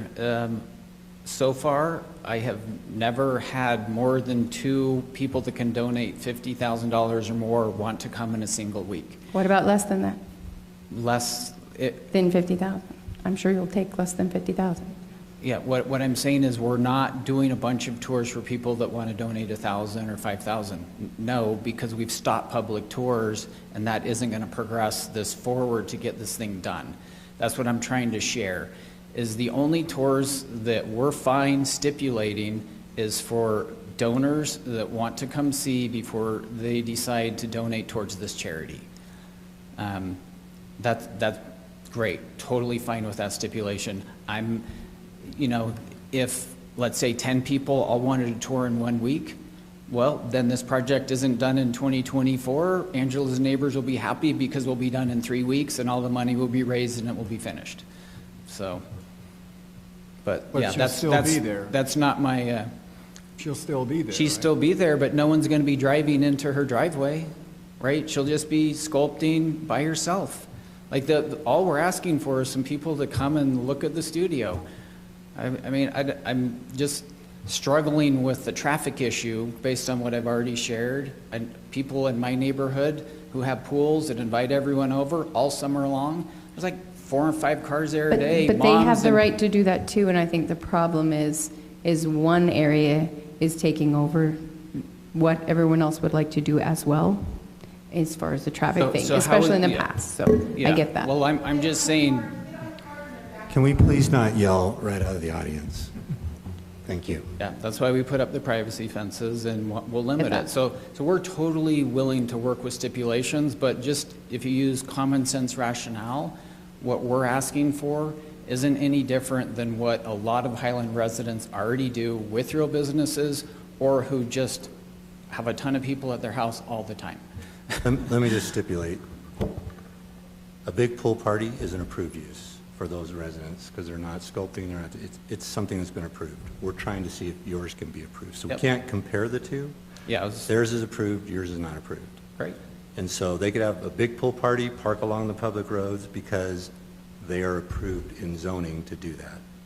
So I don't want to confuse the two, that just because they can do it, you can have, that's not really I understand where you're going, just. Yeah, I'm just the trying to traffic is use there, common yeah. sense. And part of your struggle, your uphill battle is the PR has already been out there where you've had all these people and so now it's backing off of that, saying that you're not going to do that anymore, restricting the tour to one or two people or one or two cars, to get the bigger donors. I mean, the other donors can still donate based off a website or whatever. Right. So I just want to make sure, because I understand the frustration when you say, well, they have a pool party. Well, they can have a pool party, so. So Jerry, I just wanted to understand we're all on the same page. I don't think we need to beat this anymore. My question is, say we come up, you got 2 tours a week or 1 tour a week, whatever it is. How do we enforce it? How does your neighbors determine that's a tour, that's not a tour, that's a friend, that's a donor? How is it enforced, whatever we determine it to be? And how would you enforce that, or how would you allow your neighbors to know that that's really what it is? And then after that, the question would be to the city, how do we ensure it's being forced by whatever we say is actually legitimate and can be enforced? So do you have a way you could do that? I would be happy to have a Google Calendar and add all the neighbors to it, and they can look and see when the tours are. Thank you for that. I also think whatever stipulations we put here, it gives the neighbors an enforceable thing. Like, if they are having a problem, they just go to the city, our enforcement or compliance officer goes out there and shuts it down or fixes or addresses with you, and it gives them something that they can hold on to. Well, the question I would ask, does this neighborhood have a CCNR or an HOA? You guys know if you have CCNRs or HOA? She's saying yes. Okay. I was going to say you can easily shut that down. I've got a legal question, just thinking out loud here.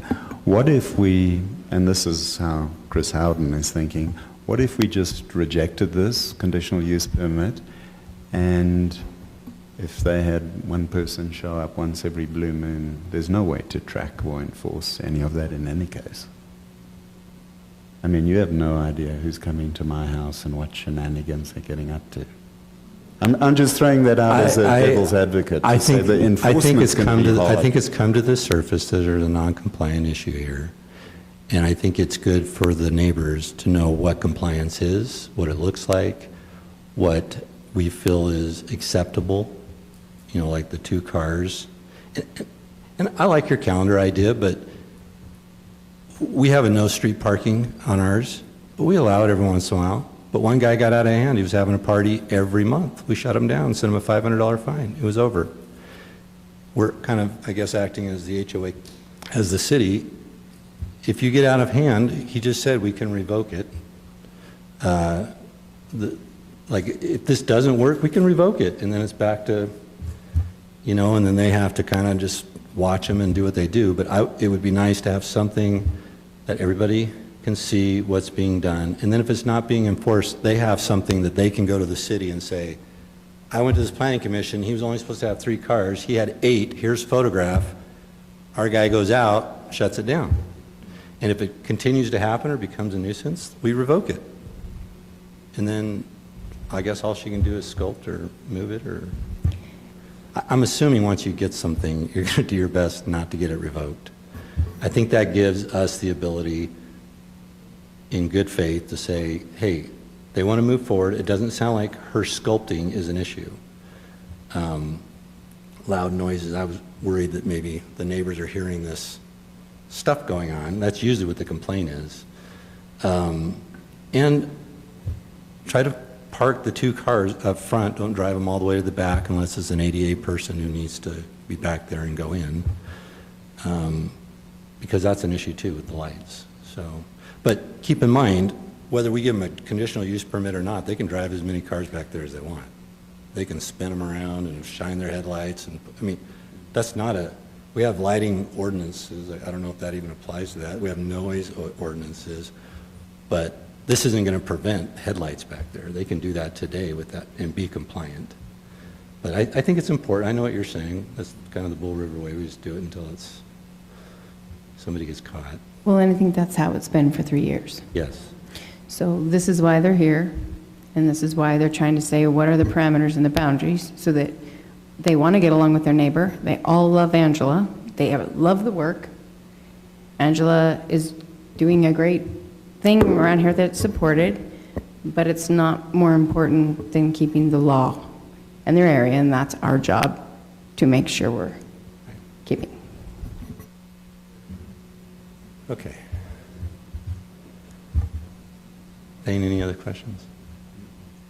Yeah, But just a second, Jay, let's just go down the line. Thane, do you have any I questions? was just going to ask, this, so the conditional use allows them to then get a business license. And giving them a business license then means this a business in layman's terms, whatever that might mean. So now we're granting a business in a residential. Which I think our conditional use code allows. Yeah. This is an approved use. But it gives us a little wiggle room to, and it's actually kind of nice that the 3 years happened, because now we know what the restrictions are. Had they come in at the beginning, we would have said, oh yeah, you can do this, and then all the parking starts happening and all this nuisance happened, and then it's like, well, we already gave him. So it's kind of nice in a sense that we filled it out. He understands where it all went wrong, and it was these big tours. Jay, you had a comment? Sorry, can I interrupt just very briefly? I just wanted to add in regarding the business license, that is a second route for code compliance as well. You have a conditional use permit, you also have a business license requirement. Not complying with either of those gives two separate routes for enforcement regarding this. Oh, okay. Good. Go ahead, Jay. Okay. So when you go through the entire package, it does address noise issues, so this isn't the first time it's been brought up. Second, if in numerous places, she said, I'm willing to shut down these tours, which, as I read through this, seems to be a very big deal. But then I hear, okay, just imagine a BYU football game. I'm going to select out these people that's going to make big dollar donations. You don't know who's going to make a donation until you get a check. Therefore, everybody in the whole stadium is a potential donor. So, But you're only going to be able to take a few at a time. It's a long process. I'm sure he'll vet them prior, but and I think when she said, I'm willing to not do tours, she's referring to the school showing up, the Relief Society showing up. That's what I think we need to define. What is a tour? Exactly. Because anything can be a tour, but it can't be, but maybe not a tour because I know this person and their friends and family, but she knows a lot of people. And a lot of people are invested in this project, and like you said, the PR kind of went, you know, and so now you're dealing with lots of friends and family. But so how do we define that? But I don't think we want to get into show us who the people are. I think if you just limit 2 cars, which however many people you can cram into a car, I mean, clowns do it, but 2 cars or X amount of traffic, don't pull the back. If we just put those kind of restrictions that the neighbors can visually see, they don't have to go over and say, how much money did you give? Are you a big donor? You don't qualify. It's just, hey, they had 8 cars there the other night, and they call the point man. That's what I would do. I call him first because he's motivated not to get his conditional use permit or his business license yanked. If I guess we can make that part of the business license too. I just want the neighbors to be able to have something. Like I said, the guy next to me throwing the big party with the band, we let it go once. But then he's kept doing it, and then we had the enforcement there. The attorney sent him a letter, and he was done, and he was just going to get a fine and fine and fine, and he stopped. Now he ships them in from Smith's. But we don't have to deal with all the parking, right? So I just want the neighbors to walk away from here saying, great, if it gets out of hand, I can shut it down. I can come in, and she can sit there and go, yeah, I know exactly what we, because right now we're just kind of, does it fit, does it not fit, I don't know. But so I think that would be accommodating without completely shutting down the ability to fundraise for any project. I don't care if it's with the church, any project needs fundraising. And if it's reasonable and doesn't disrupt and cause a safety issue, traffic, they should be allowed to fundraise. Okay, so in going over this stuff, I went through section 3-4101, and in this area for the zoning, if this fits, in my mind, it would be wise to move forward on it. Very low density residential environmental, large lots, well-spaced buildings, well-kept lawns, trees, and landscaping, the nature of the environment substantially undisturbed, a minimum of vehicle traffic, quiet conditions favorable for family life. Mm-hmm. So I think that's why we have commercial in some areas and residential in other areas. And so that's what's permitted in this area. Along with the conditional uses that have been listed, ones being an art gallery, a school, and a church. So if we want to change the code and get that out of there, that's something we can do. But right now it's in there, and they've come to the table saying, you guys have already said, this is a use in a residential area, and we're here to apply for it. So, there are things they can't do. Not everything can go in this area, but it's one of the things that we've... Yeah, and we went through each of the requirements, provided the information, and we comply with all of the requirements for conditional use, right, including the things you just listed. So we've documented all of that already. Right.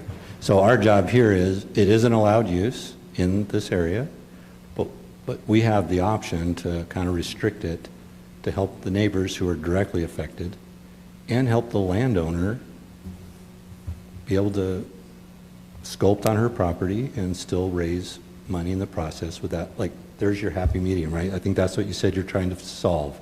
How do I keep her sculpting, raise some big money for that sculpt, but also have the neighbors be happy?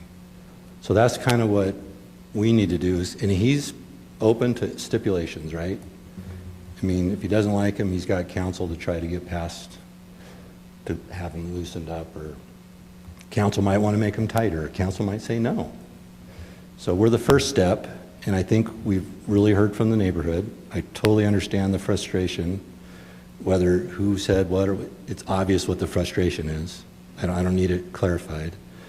And we know what the landowner's need is, so how do we, so that, and I think we have a stick. If he doesn't comply and another 8 cars show up, and the neighbors are like, hey, I'm going to restrict that, then they can go to the city. Kelly can tell them, yep, we're going to yank your whatever. So it gives them the... And I'm sorry, I'm not ignoring you, but we've already had the public hearing, and I can't, if I open it up, I have to open it up to the whole. Well, maybe you can talk to him afterwards. I really can't open it up. Jerry, I just wanted to ask a question so we could move forward on this. If we place restrictions on Angela, are we going to restrict her own personal rights of enjoying her own property? Meaning, if I say you can only have 2 cars there a week, she's going to have to prove that normal enjoyment of her property is not included. That at my house, I have, well, we're not polygamous, but I have over 20 brothers and sisters from both sides of the family. We fill the neighborhood whenever we get together. I just want to make sure any restrictions we give to her is not going to remove her own personal private rights, because neighbors are watching that, which is their right. But that's where I keep getting is, how do we determine which is what? And if I say you can't have any tours, how do we know that family party, whatever. I think you know where I'm headed. How do we allow that? I think she's open to the things we're talking about. And if she's going to have a pool party, which I think is what you're saying, she has the right to have a pool party. I would recommend informing the neighbors, by the way, we're having a pool party, and it's going to be obvious if it's the pool party or whatever it is, but I mean, there's just some trust that's got to go on here. I mean, we can't just ever have a ticket thing. I mean, I don't know, but That's what we're kind of implying, though, with the way we're talking, and that's what The I'm way saying. that was presented, it made it But seem I like think she's- everyone's going I to be think with their she's open to cameras, it. taking pictures and ready to tattle, and that's not But I a think great way to she's- live. I think she's open to the restrictions to be able to keep Yeah, going. and maybe we sit down with the neighbors most impacted and collaborate as a group to come up with what's acceptable, not acceptable, and craft that for submission. We can also put a deadline on it, like 2024 with a one-year extension if they come in and apply for it. If everything's going good and everybody's happy and we can extend it. Because I know projects get delayed. She could get sick or something and not be able to work for a month. Well, I have a suggestion based on what you just said. Would it not be a wise thing for you guys to have a little powwow and maybe just do a timeout and, you know, just come back again rather than us boiling the ocean? And that might be a wise use of everybody's time, because if you come in and say, we've all agreed in the neighborhood that I want no cars, but we're happy with 1.5 and a sidecar on your motorbike or whatever. Chris, can I morph what you just said? Yes. I think we have enough information to put some stipulations together. Between now and when he goes to council, he can still meet with the neighbors and this gentleman and present another solution. That if council's like, yeah, we like, because they can tweak it. Sure. They could add additional things, because right now he's not compliant. And so we don't want to continue this. We want to get it to council with our recommendations. That's all we're doing is recommending. And then council, if he is able to meet with, you know, some of the people in the audience here to tweak maybe what we did, because if they show up supporting whatever it is that they agree to council, council's going to approve it, right? So he doesn't want to show up to council and have everybody just as mad, even though we've put restrictions on it. Does that make sense? So I think that's a great suggestion, what you're saying, and it can happen after we've done our first, we're basically a first stab at what we think will work, right? Council can tweak and change it, and they still have the opportunity to talk to the mayor, talk to council, he can talk to them, and go to council jointly and say, everybody's going to be happy if we do bop, bop, bop. And planning commission already approved this, we're just putting this one last little thing on it. Because even though we say this, council can still shut it down. So you're still motivated to make sure they're happy, make sure it's safe, you know, and make sure everybody's on board. So I think we move forward with maybe some stipulations, and you guys can still just say no to it. I mean, I'm not trying to say we have to say yes at this point. But at this point, I'm going to ask for a, geez, it's been 2 months, a motion on, and this will be the first stab at a motion. So if somebody wants to take what we've discussed, because I agree with Thane, I think we're kind of all kind of lining up here, and make a proposal, what is it again? A motion, and then we can kind of continue our discussion from there. At least we'll have something kind of rough. So I'll throw one out and make a motion that we approve, and this is just me thinking out loud, I'll restate it properly.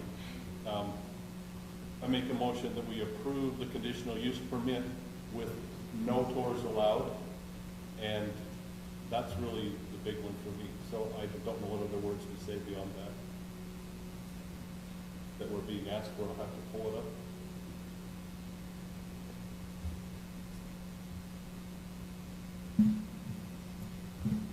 And what's your definition of tour, just loosely? Exactly, that's my whole problem. I don't know how to enforce it, define it, or anything like that, because I don't know. Yeah, so no visitors allowed, basically, other than personal. Private hobby in the backyard, and then she does her thing, and all businesses take site, but then that would be. Well, no, it's still going to be a business. We're giving her a conditional use. You're just saying, give her the conditional use permit with the business license, no tours, is what you're saying. That's what I'm saying. If anybody wants to second it or add to it, I'm amenable to suggestions.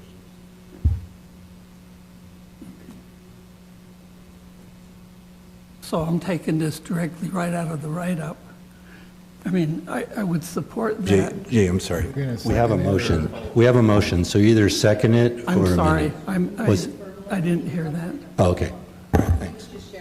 I just don't want to get off. Go ahead, Jay. Okay. But don't make a Are you motion. making a motion or are you No. adding to mine? Nope, he's still Okay, we're just discussing. Yeah. Yeah. Give me a minute. Okay, so we'll put the motion on the table for right now. Any other comment? Oh, go ahead. Okay, so,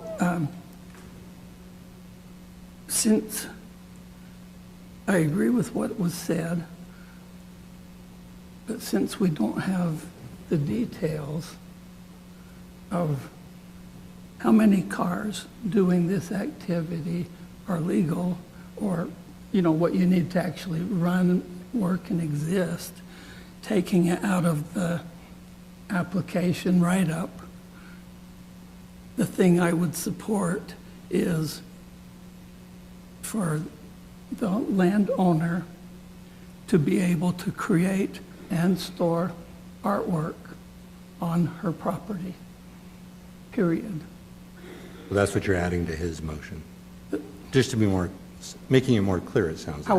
However, but that's what I would support, and that's right out of the write-up, for her to be able to create and store artwork. Okay. That's all, you know, at this point. And if I understand it, that's in the ordinance already, so would we need to add that to the motion? Okay, I just want to clarify. Agreed. We don't need a conditional use permit for that. We already have, anyone can do that. That's like, if you say no tours, but you can do art, she can already do art. She already has an approved building. So if you're saying no tours, it's pretty much, you know, shut down, and we'll start maybe, I don't know, chess tournaments in the building, and maybe we'll build a pool. I don't know. It's, you know, it's pretty harsh. I apologize. Sorry to interject. It would still, even if you stipulated no tours, they would still have to get a conditional use permit because of the nonprofit organization being a business and still having to accept donations. You may not be holding tours, but in order for her to continue your Nonprofit isn't work. associated with her property at all. So if there's no tours, the nonprofit doesn't step foot on her property, she doesn't need a license. It's funding it. I don't. Sounds right. Well, the difference would be if, I guess if there are no tours, but you're still soliciting contributions for things happening there, that would be the reason for that. Well, It would still my make it attorney would easy. disagree, but. Okay. Which. That motion's still there. Anybody else want to add to it? I'm really informal, but if not, anybody have a second? I'm just throwing out, because I've been thinking about this for, you know, a while. And I'm trying to match the situation with someone else's. And I think you guys are familiar with The Chosen. He had an idea. He wanted to create this film. He went online. He took pictures of what he wanted to do. He sent it out there to everybody. And anyone who wanted to donate could do that. It wasn't in person. He wasn't giving sneak peek. Well, actually, online, he was giving excerpts of his work online to get people excited and donate it. And this is now turned into a really big So we just need- nonprofit we just need to thing. tell him So what- I'm just what we're saying, gonna I do. know that I think the whole crux to this is they have to be in person in her studio to be aware of it. It can't be videoed or had a movie trailer or, you know, kind of thing made about it where you're getting this tour with music and whatnot. And I don't see why not, and I don't think you wouldn't, with her past work at I'll Thanksgiving tell you Point. why not. We have that. They We've tried have- it. You can go watch it. It's beautifully done, professionally done. We've had 2 of them. No one has donated from those. And But they're- she the- also has Thanksgiving Point to show. Yeah. Like people, Yeah, thousands of people I are seeing I feel that. like The city has a conditional use permit. Right. We have demonstrated that we comply with all of the requirements of that, and if you're shutting it down, that's Okay, great. let me interject. Let me know. Let's stick but with the code here. This is, We're yeah, not here to exactly. solve it. We're not here to solve his Stick to problem. the code. We can't justify what our decision is. We just need to make a decision. Like, we can't say, I'm making this decision because you could do that. No, that's his thing. We have to look at our code and make a decision. So that council, when he takes it to council, he has something, we have a recommendation. I totally understand what you're saying, because I love that. I love that show. Been trying that method for 2 years. Well, so we have a motion still. We don't have a second. I'll second it. But are you amending your motion then to include, because it basically includes that, right? To include the create and store artwork. We can put that. So what he said. To include that in word. Do we need to include those words or? Okay. Just to be clear, it's okay if it's double stated. So I second that. Okay, so we have a second. So can we just restate, can you restate what you think we're voting on, based on what has been said?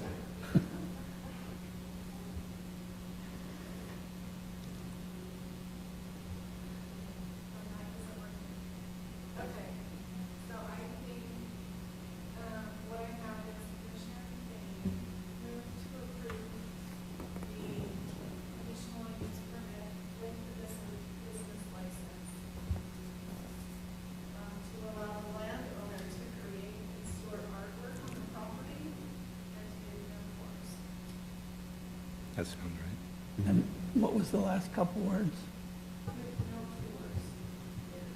With no tours allowed or given. The only thing I would ask on that is with the building permit we put in there, or excuse me, a business permit, that doesn't need to be in there, right? We're not granting any of that. Okay. Thank you. So, and maybe I'll just state so on a record for future notice, if the motion is approve the conditional use permit for an art gallery located at the property for the creation and storing of artwork with the condition that no tours be allowed. Is that the motion? That sounded right. Okay, I just want to make sure if that's the motion, that's on the clear. So we just spent There's no two hours talking about stipulations, We're and not that making quick, stipulations. we're just no tours? Trent, is that what I'm to understand? Not doing tours. Wow. Well, let us finish. We're not, it hasn't been approved yet. Okay, so we have a first and a second, so let's go vote by roll call. Trent? Yes. Jay? Yes. Claude? No. Aubrey? No. Yes. And I'm a no. It's a tie. Yeah. So it doesn't pass. The motion fails, you have to have 4 to carry. So I'm a no because I do feel that small tours could be allowed, and I believe it can be monitored. Just because they can go to the city and the city can come out, and I believe this gentleman does not want to lose that opportunity, and he's going to do his best not to do it. But if he does, they have the ability to shut it down. Well, that's just why I'm a no. I liked everything else you said except for the no tours. I do want to limit the tours. Absolutely. And we can also say the tours end, would you say, the 2024? 2024. Like whether she finished it or not, she can keep sculpting and finishing it, but the tour portion of it, you can say ends in, what month? December 2024 is what you're saying? We could add that so that they know the tours are definitely done by this time, even though they're small. I mean, you can say, July of 2024, no more tours, period. Yeah, Like, whether she's done or not. If we're done fundraising, which we should be before that, then we don't need any more donor tours and it's over. Yeah. Or between 9 and 4 o'clock, or something like that. Oh, yeah. So if you guys want to add a stipulation that there's no tours after 6 or 7, I mean, I don't know what. Can I chime in with why I agreed, just so the rest of you know? The reason why I agreed with the motion is if the fundraising tours, and I'll use the word liberally, but if the cousin that happens to be visiting happens to be well-heeled and is willing to make a donation, if it's that inobtrusive that the neighbors don't know the difference between those two guys that show up in white shirts with badges, then, I don't see any reason that we should have it. So that was kind of my lack of logic, if there was. I just feel that the nuisance was from the big tours, the Sundays, I don't think I could hear a complaint that said there were 3 cars there and 10 people showed up and it was out, whatever. Evening, yeah. And in the evening, that would eliminate lights, the risk of all these cars driving back, even though they could do that without the tour. So question. So if what we just voted on, or whatever, if it came down to the tours being the issue, and we're still undecided on public versus private versus 50 versus 1, and in this there's Monday, Tuesday, Wednesday, and you read another place there's 7 days a week, back to back. So could we have the same motion without the word no tours and go for a conditional use permit, but then because tours are not permitted yet,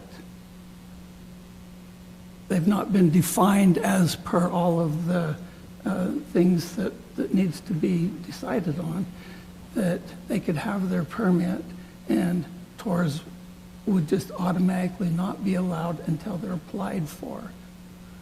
That way they can talk to the neighbors. I would vote no on that. I just want it clear. He needs tours.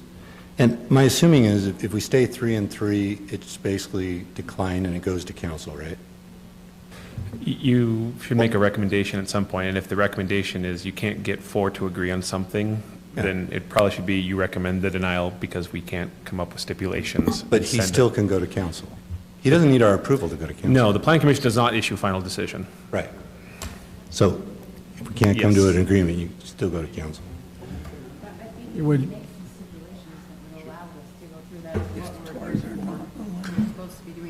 may I make another motion?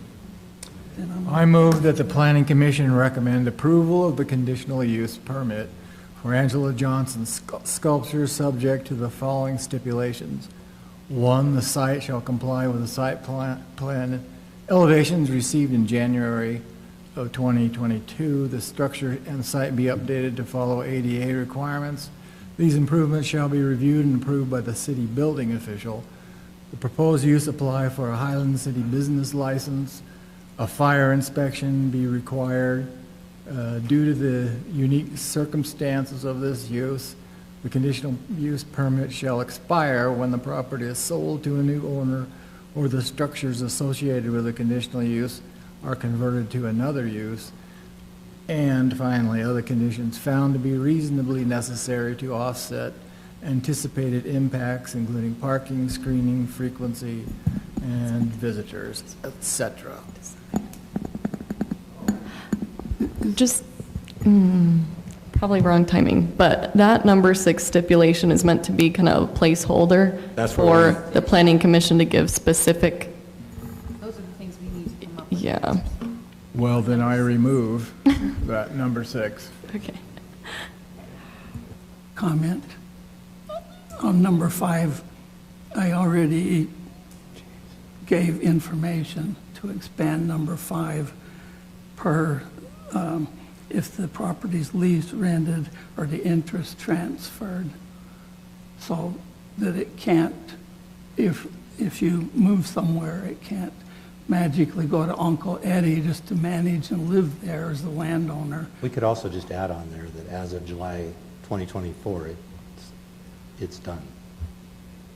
Like whether you sell it or don't sell it. Like if you sell it, yeah, it does what it says there. The only thing I would add to number 5 is July of 2024 regardless. And I'm okay with that 2 years from date, because that I've seen most conditional use permits are dated. I'm the same, because it gives us an opportunity to revisit it. Yeah. I didn't know that it could just go on forever. Yeah. So in your motion, was the tour addressed at all? I apologize, I couldn't quite hear all that. No. So in number 6, it says includes parking, screening, frequency, which would be the frequency of tours or visitors. I think they're wanting us cetera. to specify. in So they number want 6. us to, yeah, we're giving the stipulations, making those more specific. And that's our recommendation. Can you go back to that? Are we, so to solve the number 6 problems here, Can you put that back up? evenings are an issue for the residents. That is when everyone is home, so that compounds the time. So if this was something done during business hours, if there was a tour, there was a limited to the number of tours per week, which we discussed before, and Size of tour. size of tours, so no groups doing what? Like, how do we manage the size? Well, Claude, just so that I can understand your motion, in your motion, are you suggesting that we don't regulate any of the visits? No, 2 cars. Oh, okay. So I think we just needed to That's not- specify. All right, let me append my motion. All you have to do is amend 5 to include the date, and then 6, all the other stuff. Because I think we're fine with 1, 2, 3, and 4. 5, you can include July 2024 as a hard stop date on it. And you can Right. jot down anything. In my motion, I would like to say or move that this conditional use ends at July 2024, and that I'm not sure what you want for number 6. The tour. Any tours would be 2 cars maximum, twice a week. And in 8 to 5. 8 to 5 During regular doesn't work business for the hours. people coming to see because they work during the day. But what? It can be early evening, it can be before dark, but Okay. like we can't live with 5 o'clock because most of the people coming, they come at like from 6 to 7 because they're 8 o'clock. done working. All right, reasonable hours. Yeah. Well, let's state what the hours are. All right, 5 to 9. Yeah, No, 9's a little late. 9's too late. That's when people are going to. Okay, please. It's hard enough. So, so you said to evening, so like to 6, to 7. To 7? 7. Well, I mean, right now it's getting dark at 9 or 9:30. 2 cars, 2 times a week, and till 7. Yeah, because you'll be doing this Yeah. through the winter, I assume, right? Hopefully, we're done by then. And this could be a tweak that council, or you talk to them Yep. or whatever. Okay, so Claude, if I heard you right, we have a motion from Claude. 1, 2, 3, and 4 unchanged. 5 will include July 2024, a hard stop on it. On number 6, we're saying 2 tours a week, no later than 7 in the evening, limited to 2 cars. Yes, Okay. that's what I So say. tours concluded by 7? Yes. Well, Okay, 2 cars per what period? Per touring. Per touring. So a total of 4 cars a week. Okay. Okay, do I have a second? I second that. All right, let's try this again. Trent? No. Jay? No. Sorry, I went out of order. Claude? yes. Aubrey? Audrey, yes. Audrey, sorry. My daughter's name's Aubrey. Chris? No. And I'm a yes.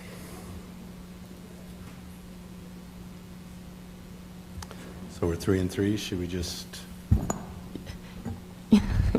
You have to make basically before we can move forward, there has to be some sort of agreement, whether it's to recommend denial or recommend approval.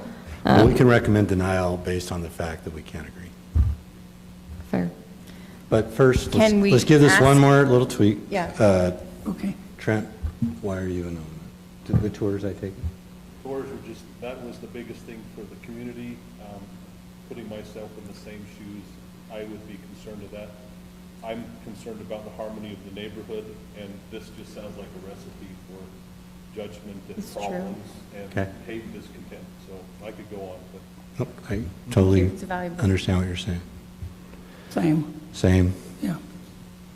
And Chris, why were you now? I think a pattern of non-compliance over the past couple of years is evidenced, but more importantly, I think this can be accomplished just personally and individually without needing the permit thing. Okay. But if I understand correctly, they have to get a permit. They have to have a because they're now in non-compliance. and They are with the non-compliant, city. so they have to. They have to have a permit to continue in any way, if I'm understanding that correctly.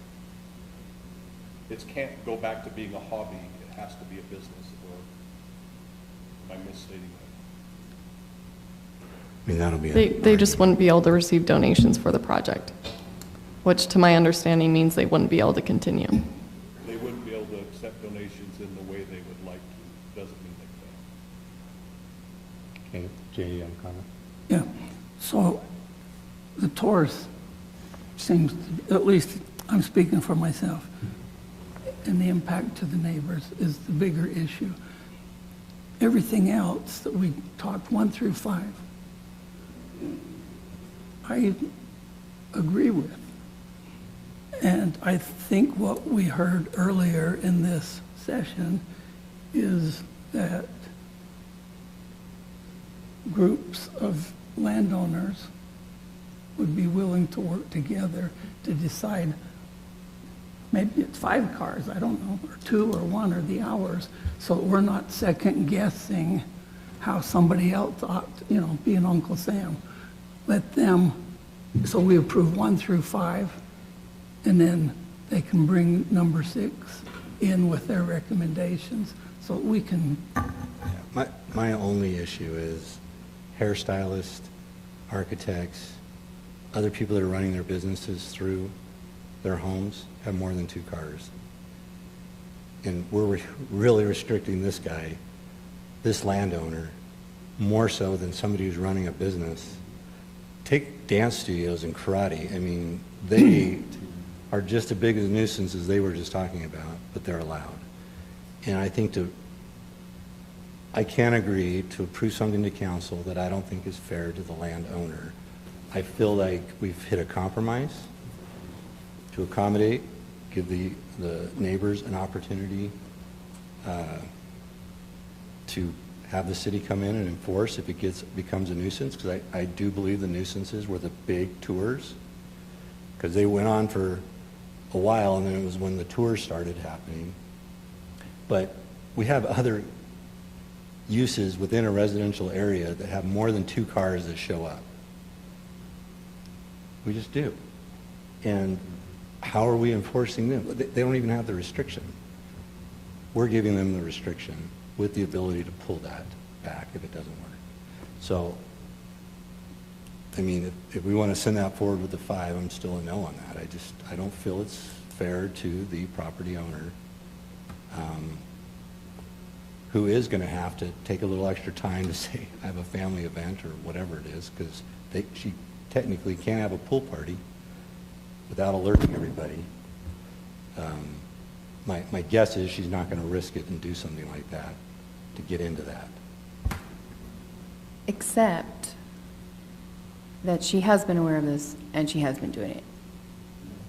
So that is the one issue that needs to be resolved.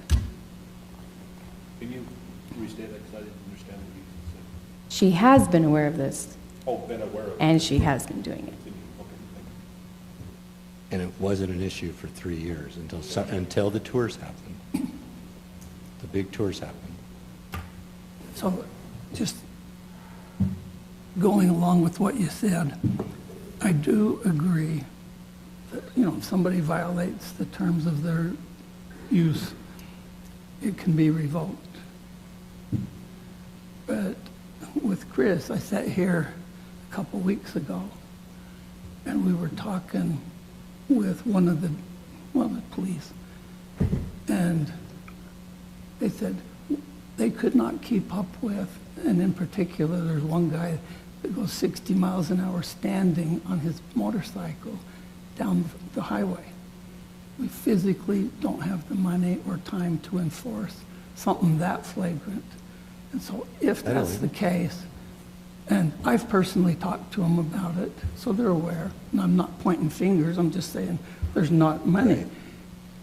If they don't have time for something that life-threatening, if 3 cars show up versus 2, nobody's got time to deal with that.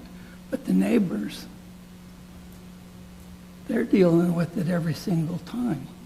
So all I'm saying is 1 through 5, no issue. Number 6, work out. I totally understand. Present that. I'm just telling you I'm a no. Do you think there's any value in opening public comment again to allow anything for us? No, I think we have enough information here. We know it's a problem. We understand, I think, what the problem is. We just need to... I was meaning for solutions, but if we don't want to go there, I think I understand. I have received an indication, just for your consideration, that some of the residents, the neighbors nearby, may be fine with the 2 to 7 tour limitation, 2 cars twice a week. Of course, I can't speak for all of them or however many they are, but one of them just... How many are good with the 2-2-7? The two tours, 2 cars, in by 7. By 7 o'clock. By 7, yes. All right, okay. What if we had the 3 neighbors who are most affected, the ones right across the street and the 2 right next door? What if we have them put number 6 together and say, we understand Angela needs big donors. Here's what we can live with as the most impacted neighbors. I know those 3 neighbors. They're all reasonable, good people. I know Angela, and I think they can work together if it's given an opportunity. So with that said,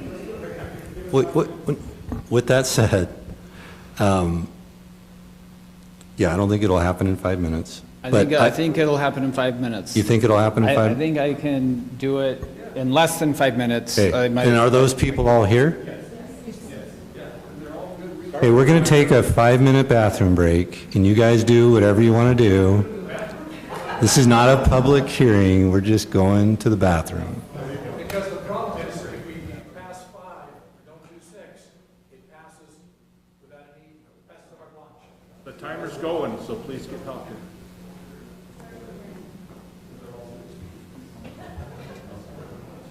So if we've defined how many people,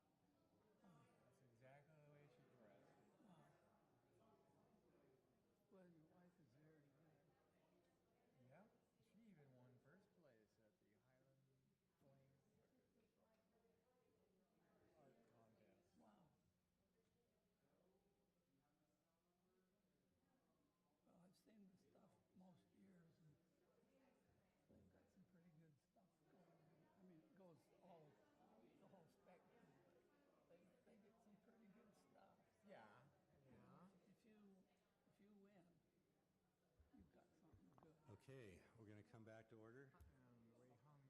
And let's get a report back. What did you hear?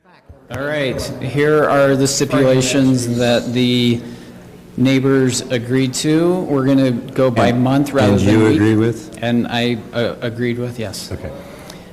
There'll be no more than 7 tours a month. 2 of those 7 can go until 8 p.m. The other 5 have to be done at 7. If it's going to be dusk or dark, they need to park on Angela's cement and not drive down the gravel, as that creates noise. So if it's going to be dark, they have to park on the cement pad and walk back to the studio. There will be new house numbers painted on the curb and put on the mailbox, and there will be a lighted house number somewhere that has a light on it. Not the word studio on there anywhere? They do not want signage. Okay.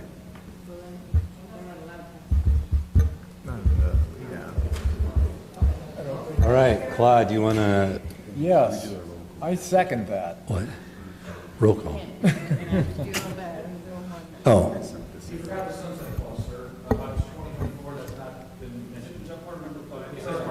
oh, that's part of number 5. Yeah.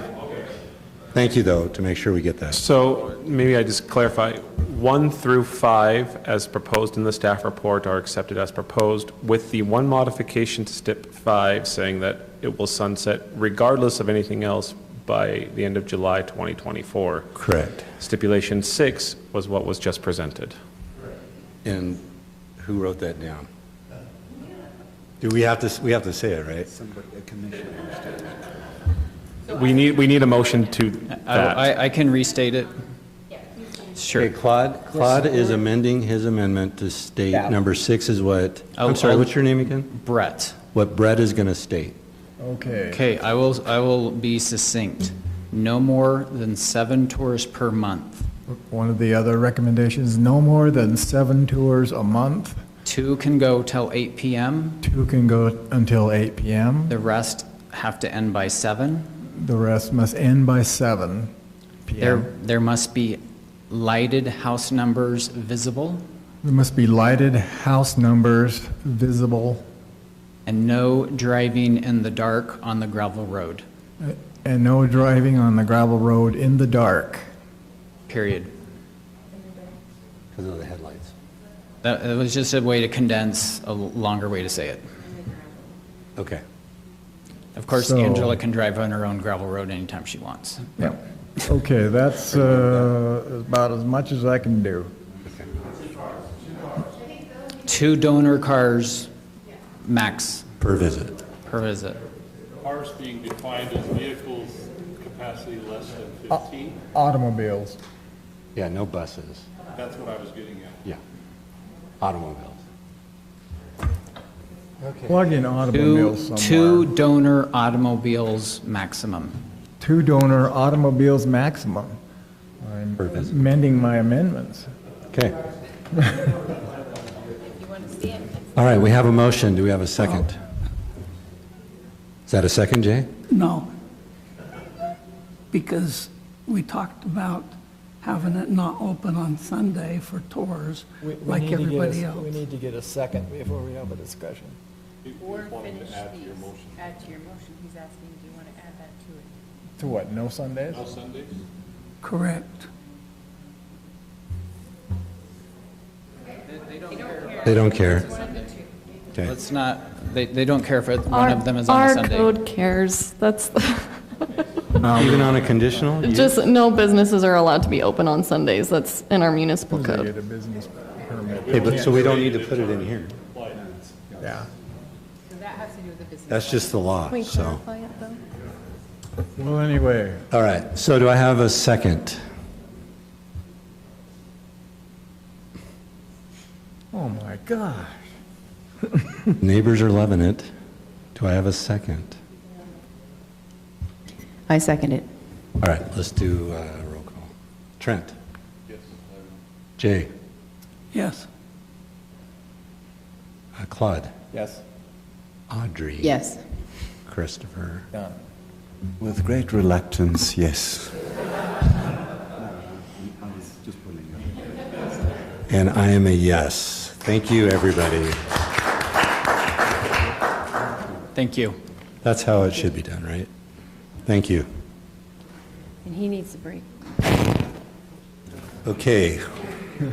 We're going through all these, right?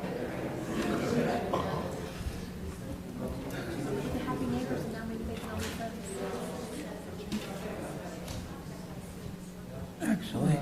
You guys good to go through these? I've got 4 through 10 already figured out, so that's good. Oh, could you guys continue discussions outside for us, please? Thank you, I appreciate that. Good job. All right, moving right along, we're going to text amendment pool structures. Now, is this structures, is this including like the fencing around it and stuff? This is structure that covers or encloses a pool. Okay. Mhm.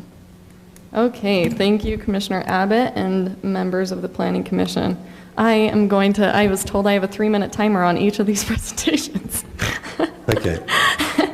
Okay, a little bit of background for this. The applicant unfortunately couldn't be present, but the reason this came up, they submitted a building permit for a structure over a pool, a building permit application to the building department.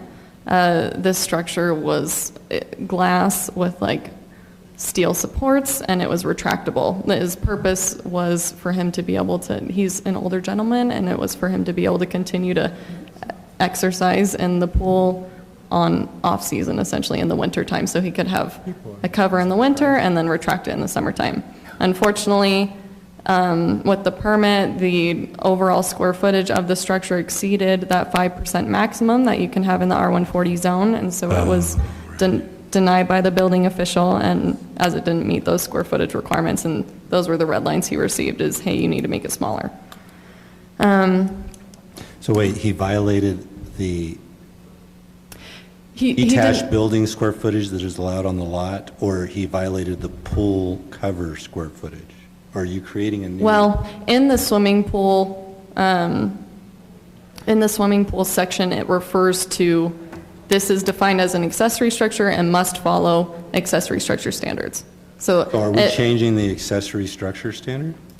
This, good question. So once we go into this proposed amendment, the proposed amendment is specific to swimming pools. And so it's structures that enclose or cover swimming pools. Okay. And that's it. So not accessory structures in general, just the ones over swimming pools. So the resident's original request, which is what is in his narrative, is what's presented at the top. He kind of went through, if you read his narrative, he went through like IRC, International Residential Code, and International Building Code, and kind of the reason why there was ever a square footage maximum requirement in IRC. And the purpose was for, oh my goodness, for fire load. Well, also for aesthetics, we don't want big, massive. Right, for buildings. us it's aesthetics, Yeah. but for International Residential Code, it was based on fire load. But you're Already right, too for big. us, a lot of it's aesthetics. Is his pool already built? The pool is already built, that's an existing, but he was requesting for a permit for the pool structure. So it's a separate permit, separate consideration. Okay. But it's all glass? Say that again? It's all glass? Well, if you look at his narrative, or in his narrative, how he provided those surveys, the picture on the left in the packet is kind of what he's trying to build. So you might want to look at your packet so you can get a visual of what that is. I didn't include this in the PowerPoint. He sent out a survey, I'll get into this in a sec, but he sent out a survey to all the residents in his subdivision to kind of see what architecture they would prefer, and they all ended up choosing, obviously, the one that he wants to build. But that point aside, that's him specifically, but he's trying to amend code for Highland City as a whole. And so we kind of have, that's the resident's request on the top of the slide, and then the bottom, we as staff kind of change some wording to make it fit more in code and be more consistent with what we would do. And we also are recommending to add it to R130 and R120 zones rather than just the R140, just so we're consistent. And so this would be an exemption from, his proposal was, hey, except for these sections, which is that 5 and 7% in the accessory structures code. And then ours were kind of like being more specific rather than just calling out that piece of code and saying this square footage is not going to be counted towards that 5 or 7% maximum. And noted that meeting type 1 or type 2 construction in IBC in the International Building Code, type 1 and type 2 construction is non-combustible materials, so not flammable. And so that's a condition because his logic was, okay, if this is the reason why there are maxes in the first place, if it's non-combustible, it should be fine. Yeah, I just don't agree with him that it was done because of aesthetics. We don't want these massive buildings. Which is something that you can add to your motion or change the wording. So he's saying it has to be non-burnable. So like the tent thing won't fly, right? Because it can burn. I guess so, yeah, in that picture. Fair. All right. But technically, if it was just non-combustible, they could do a full-on solid steel building, just to clarify it, as it stands. I reached out to the chief building official and showed him the proposal, and by IBC, he's like, all well and good, I don't care. Basically, it falls in line with IBC. All the appropriate noticing was sent out. Like I said, he did send out those surveys and received 6 responses. Those are all in the packet. And we just recommend that the Planning Commission does need to hold a public hearing for this item and then review and discuss the narrative provided by the applicant and then decide whether or not to recommend approval or denial. We don't really give an approval or denial recommendation because honestly, this is kind of opinion-based. And so we've provided, hey, this meets International Building Code. This is what we suggest if you move forward with this, and that's Exhibit A in the resolution. But just so I'm clear, the impact on our smaller zoning is way bigger. Well, it's Because for R120. They're restricted to a smaller building based on their. It is percentage though, and so technically the smaller the lots you get, it's percentage based. It's going to be a smaller, but it's going to, yeah, it's proportional. It's going to be a smaller building on a smaller lot, a bigger building on a bigger lot. Correct. It is more impactful on a bigger lot. Because you can take the same big building and put it on a smaller lot because it's based on percentage. Oh, I thought you were saying it was based on percentage of a smaller lot. No, it That's is. what I was how saying. I guess I wasn't understanding what he was saying. Make sure I got this right. To do an outbuilding, you take, if it's a 2-acre lot, my outbuilding can be bigger. It can be 7%. It could be bigger than somebody who has a 1-acre lot. Yes. Okay, so if we're making the requirement bigger for him to go to X building size, then if it goes, that same size building can go on a 1/4-acre lot is what you're saying. Correct. Yes, because there So would that be is no a bigger- maximum. That is a bigger. Yes. Scale-wise, that's a bigger impact on that little 1/4-acre lot than it is on a 2-acre lot. Right. And that's another thing to note. We don't have a size maximum on pools outside of us having setbacks for pools. Right. People can fill up their whole backyards outside of easements in those setbacks. Okay, we're going to open up for public hearing. Nobody's in attendance. We're going to close public hearing. He is a resident. All right. Any discussion? Let's start with Trent. If you have any comments. I'm still trying to understand exactly, are we changing code or are we just giving permission for a variance for this one? No, It's we're changing the code. code. So this would be applicable to all of Highland City. Okay, Jay? Any questions? Claude? No. Audrey? Chris?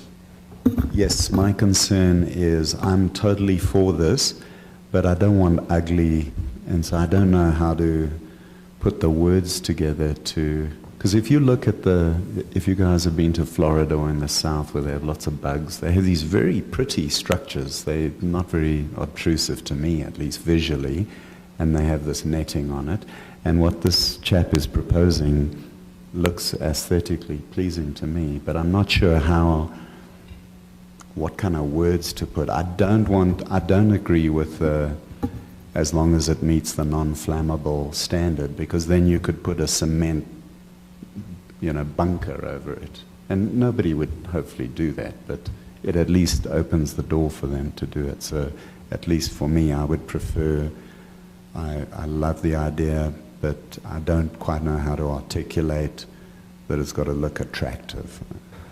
I will say, when this topic of how big an outbuilding can be, based on the percentage, remember when we had Pickett, or this pit came through here, how big his was?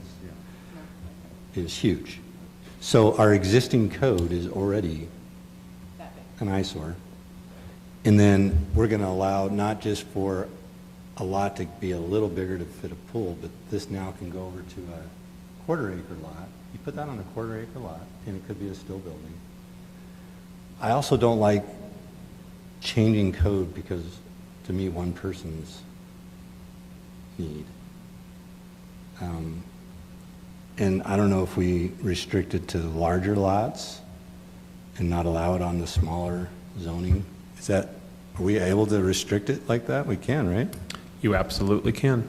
Okay. You can also regulate the look and appearance and design of this because it's an accessory structure and not part of the single-family residence. So that would be a lot longer. We'd have to write it, or we could tell you what we're looking for, and you can present Comment? a design guideline based on if it went bigger. What? So, I mean, isn't that what was already written up for us? So it's per what was reflected in Exhibit A, which shows that building.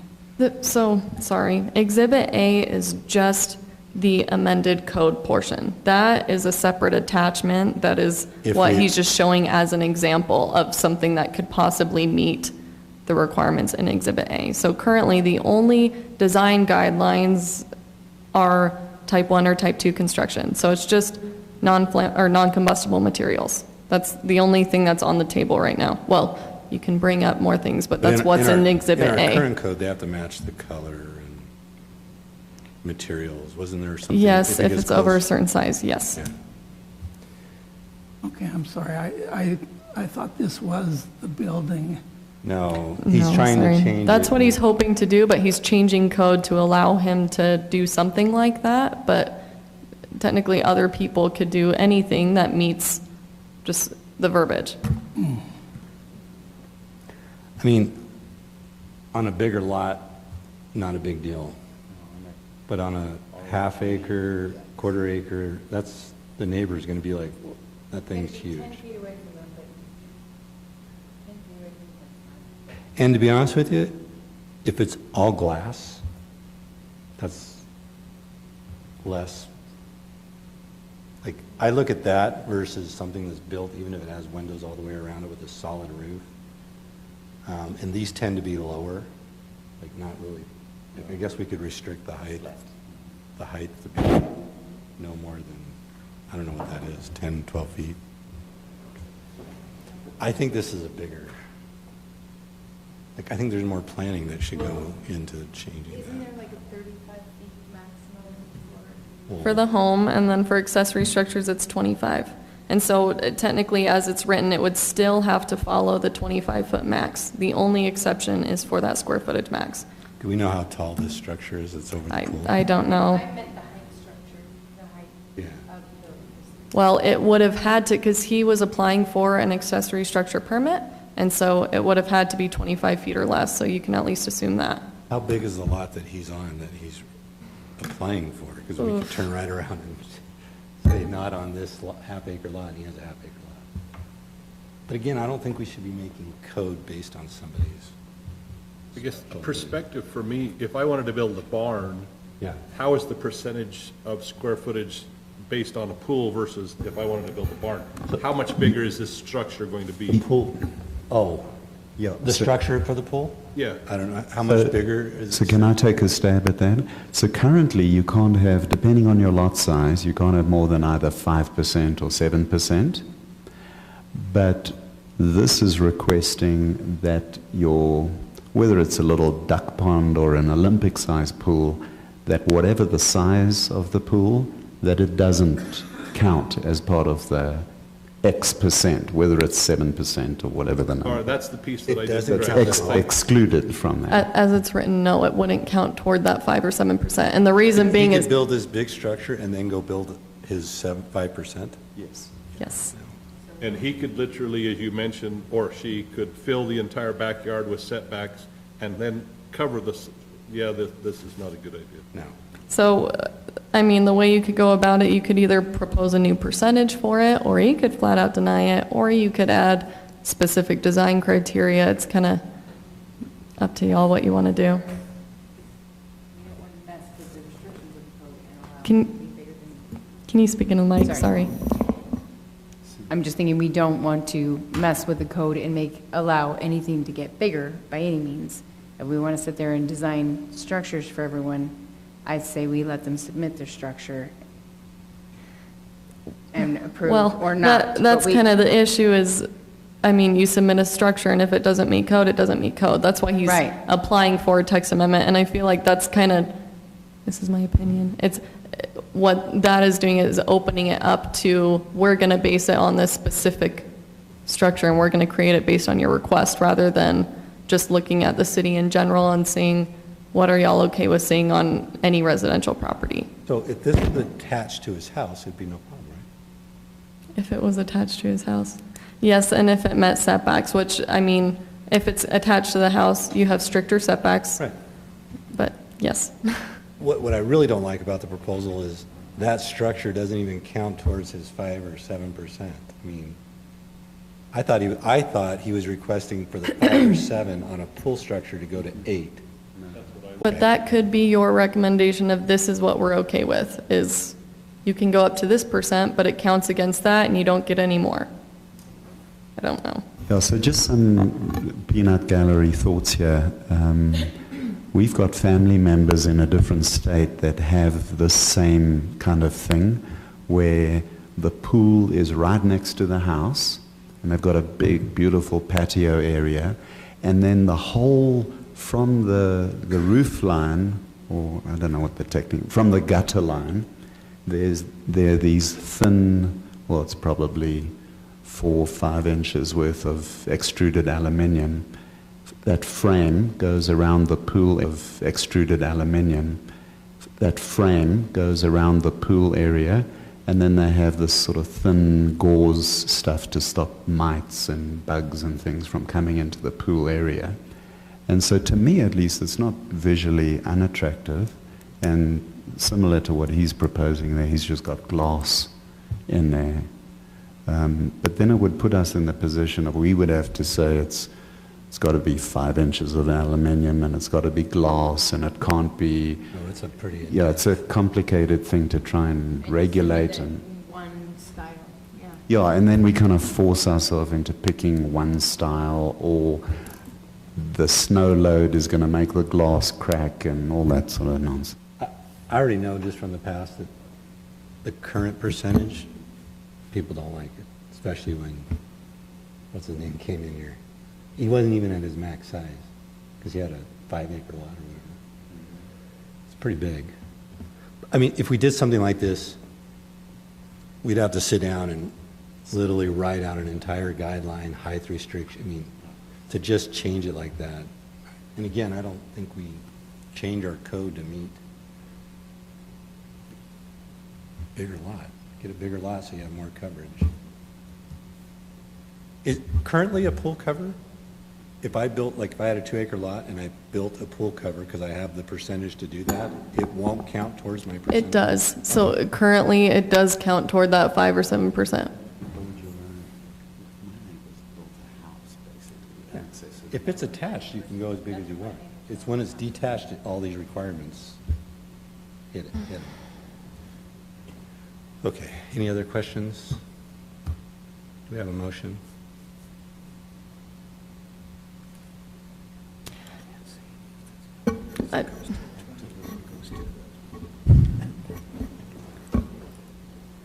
I move that the Planning Commission recommend denial of case TA 2209, a request for a text amendment to section 34111, swimming pools, based on the following findings: that the the commission is not going to specify the material needed for future pool coverage, and that we do not want to make the pool square footage not count as a percentage for an accessory building.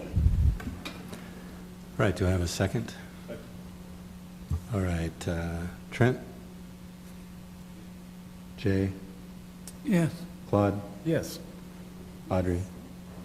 Yes. And I'm a yes for denial. All right. Let's see here. That was past our 3 minutes. And I just lost my... Well, you don't want to rush these. I mean, I'd rather continue it than rush it. You know what I mean? Stroke all the way back. Adjournment, is that what I heard? LOL.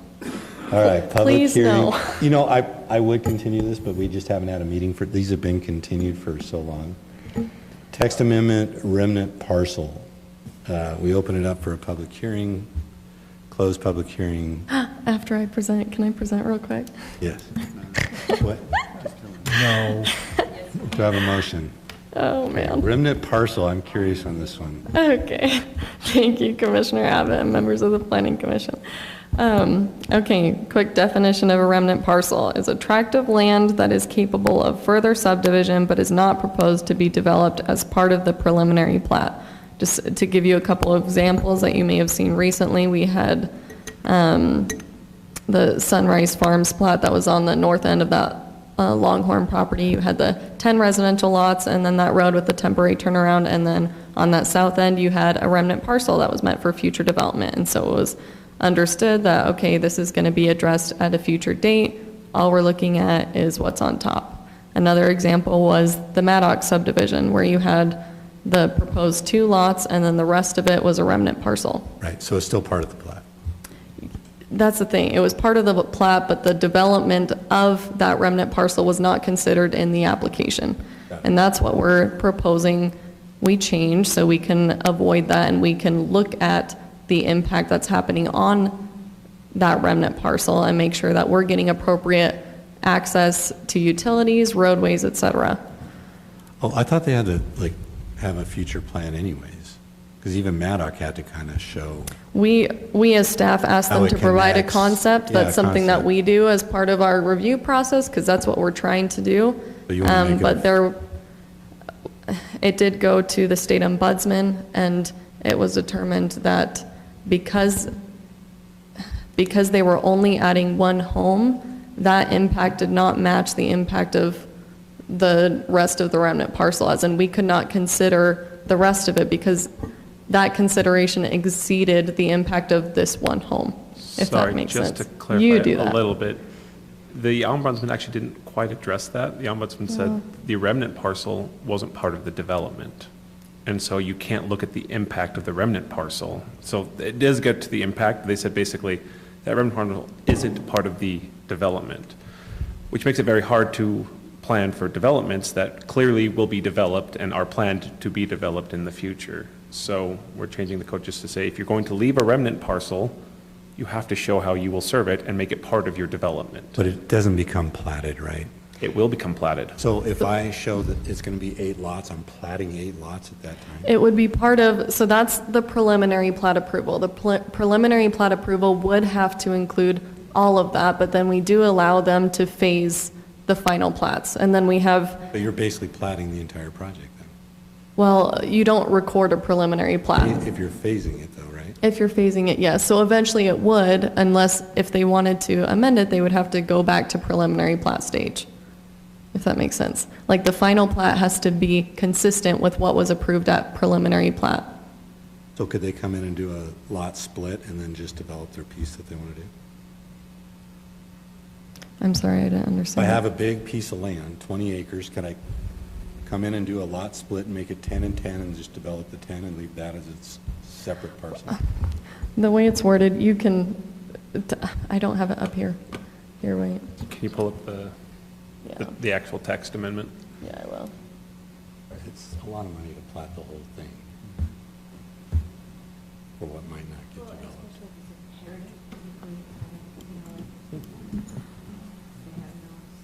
split it? It's Oh, this, I can right? definitely read that. No.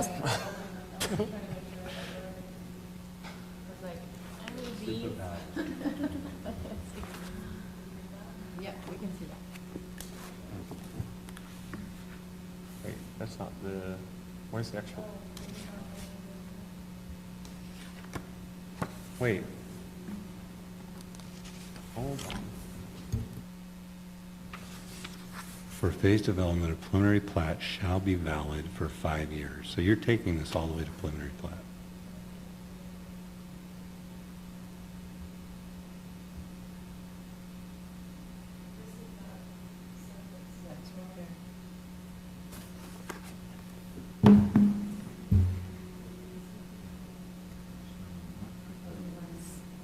Is the red the part that's being added? Here, Chris.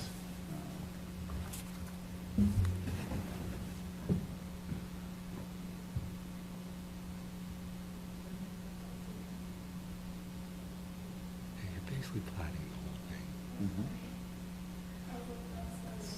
A lot of money to get 2 lots.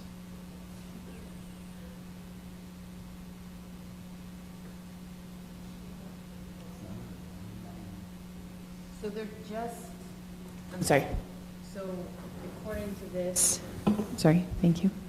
According to this, a remnant parcel, if it's included, they just have to show layout of future road access and utility. It has to be part of the approved preliminary plat.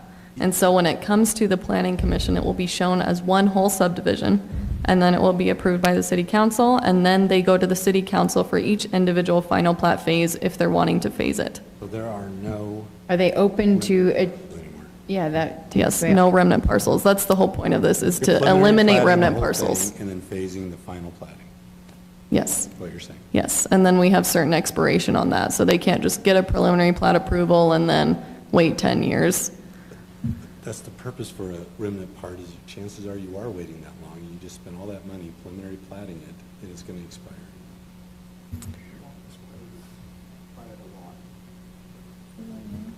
Well, Rob, you said it went to some hearing thing that said that we had to change? Oh, that's the point. Once you, okay, where's that little expiration clause?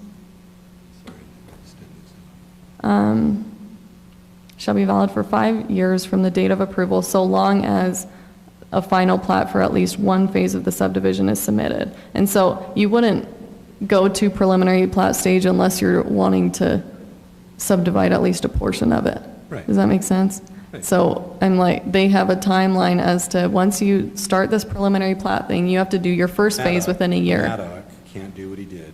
He has to, if he wants 2 lots, he has to plat the entire thing all the way to preliminary plat, which splits the land basically. Yes, well, it doesn't And record. if he's calling that one lot, that's what he was doing. He was saying, Which- this is one lot yes. that my home is going to be on, and I'm just breaking these 2 lots up. That's why he called it a remnant parcel, is because if you call that a lot, you have to do all of the public improvements along the lot. That's in our code.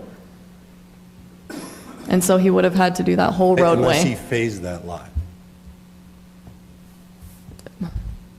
He platted it and phased that big lot, he could just do the utilities to the 2 lots. Yes, but we would have been able to consider the impact on the rest of it, and we would have been able to have that road go through. Gotcha. If that makes sense. I'm like, that was the whole reason, is the remnant parcel was a remnant parcel, and the 2 lots, the way they were positioned, the road could not go through. So taking Maddock again, he could draw a line across there, subdivide it into 2 parcels. And then he would have to do all the required improvements, and Just we for the would, one- Just for the one parcel, not the other parcel that he sold off to me. if it was a different property owner, it'd be a totally different story. Or if it Yes. isn't, you can own more than one. It's not a full plating. Basically, it's don't have a remnant, or if you have a remnant, show how you're going to provide road and utility to it. That's it. Okay, so not the full... It's not, we're not saying you have to, show your grading and landscaping and all that. It's just preliminary plat, show how you're going to get a road there, and we're just making sure that's part of your development. So, The no land is trapped and. Correct. Which I don't know why the owner would do that. All right, any other questions? I'm just trying to clarify what you asked, Jerry. If I had 10 acres and I went into the county and recorded and split it into 2 5s, that's not illegal splitting in Highland, but it's legal at the county. Can I do that to bypass this whole thing? I don't know that it's not illegal. Not if you want a building permit. You will not be able to get a building permit unless you subdivide through the city. You have to have. I did this at Lehigh City, that's why I'm saying that's what the law is If I there. have just didn't know if 60 it was here. acres and I subdivide it to 2 30-acre parcels, I can come in with just the 30 and plat it. Not in Highland City, if I understand it correctly. I don't believe that's correct. Well, I thought that was why we put are owned by or under common ownership. Was. Okay, I have 2 LLCs. I put one in one and one in the other. I come in with the 30. I'm just telling you what guys I know. are going to do. I'm like, this is If where we Rob pass comes this, in. That's what they're going to do.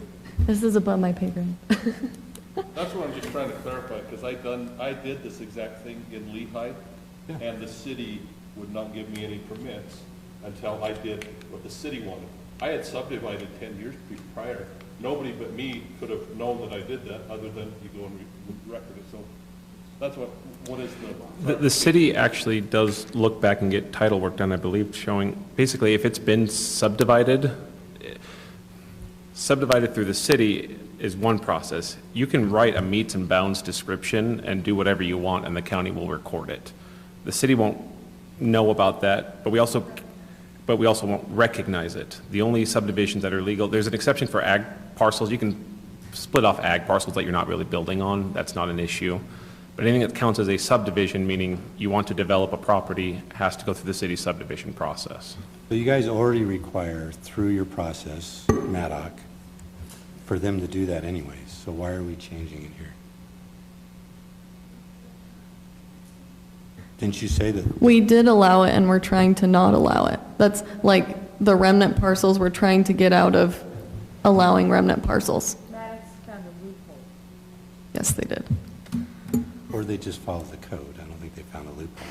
That's And why we're changing the code. He didn't find a loophole. He did it according to the code. Okay. Which most cities, Which causes future problems for us for not having roads and utilities to it. So it put us in the bad, not being able to accomplish our job. although it's not the city's responsibility to get roads, it's the property owner. So he screws it himself when he gets that. He still has to provide it. We don't provide access. If he landlocks his own land, it's not our, you know what I'm saying? But I understand what they're saying. I just want to make sure that what we're doing here doesn't allow them to loophole it, split the lot, split off the remnant parcel and say, here, Audrey, you take that. Now I only own 30 acres. You own 30 acres. I'm just going to go plat and do my 30 acres. And the other person is in trouble. That's kind of the loophole, right? All right.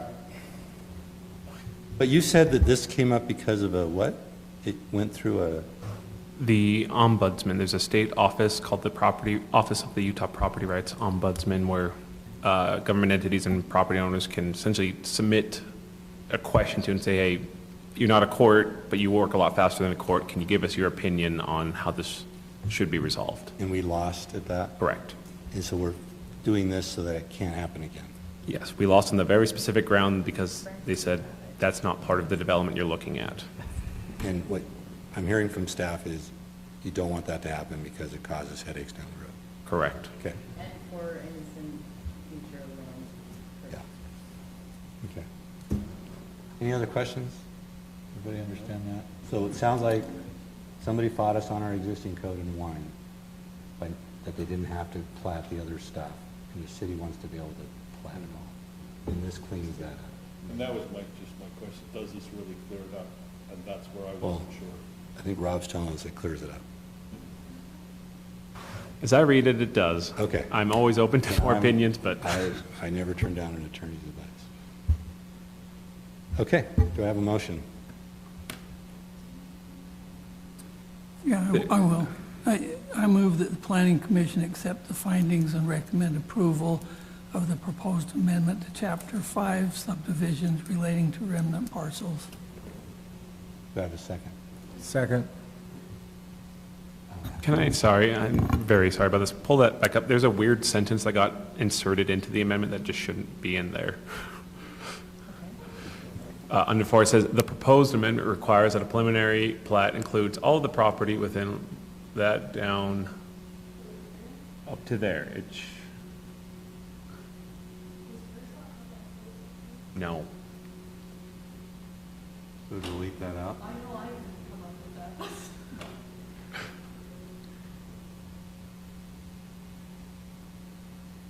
Somebody got the. When I read it, I thought that was good. You know, just, you're good with it. Leave it as is. We'll bring it up to the council and say, we noticed this. I think the intent is clear. I think we have to tweak. The proposed amendment shouldn't, that language shouldn't Just be in review there. it before it gets all the way to council. But you're in favor of this Yes. Yeah. thing. That's Right. good. All those in favor? Yes. Aye. Aye. Yes. Yes. Okay. On to public hearing text amendment, home occupation. Open that for public hearing. Oh, you held the public hearing at the beginning, that's why. What's that? I just didn't remember if we held a public hearing for the previous item, but you did it before. Yeah. It doesn't matter, right? Closing public hearing. If somebody's really upset, we'll open it again.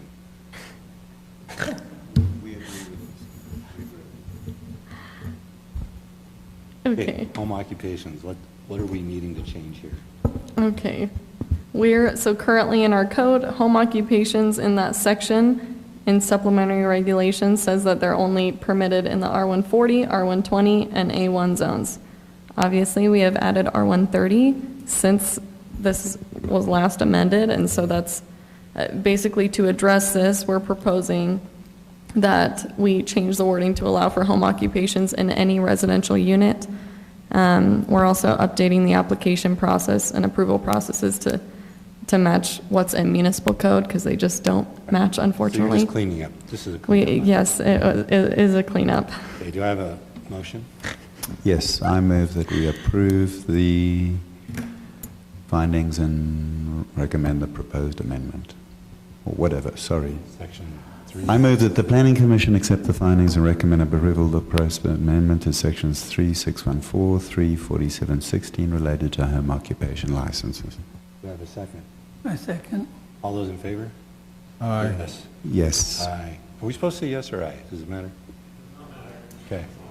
Aye. Aye, yes. Oh, it can sound like pirates. All right. Arg. Fractional numbers, public hearing, open public hearing, we close public hearing. Fractional numbers, so where at Home Depot do they sell fractional numbers? Do they have a little slash they'll sell? Okay, really quickly. We have a discrepancy in code where there's, in supplementary regulations, there's a fractional number section. This fractional number section says any computation, you're always going to round down. It doesn't matter if it's 4.8 or 4.9, you're rounding down to 4. But then in our R140 zone, when it comes to determining number of lots in a new subdivision, it says you round to the nearest whole number. We, as staff, have just followed the stricter standard. That's typically what we do if there is a discrepancy in code. We've been doing it for years.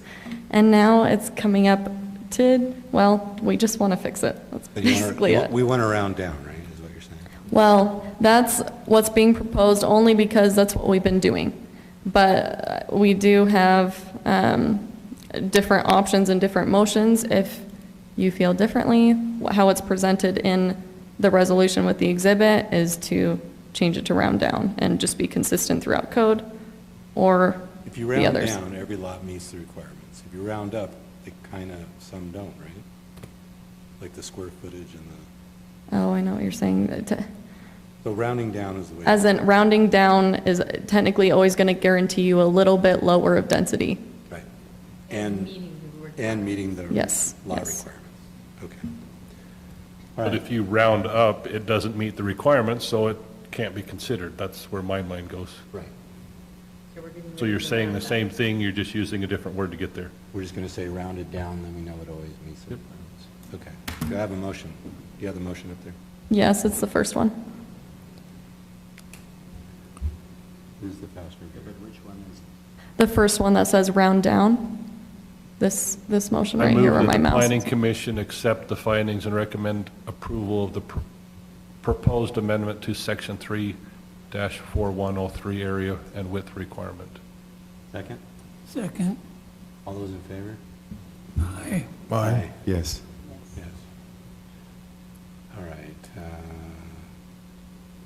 Number 8, public hearing text amendment, lot combination plat amendment.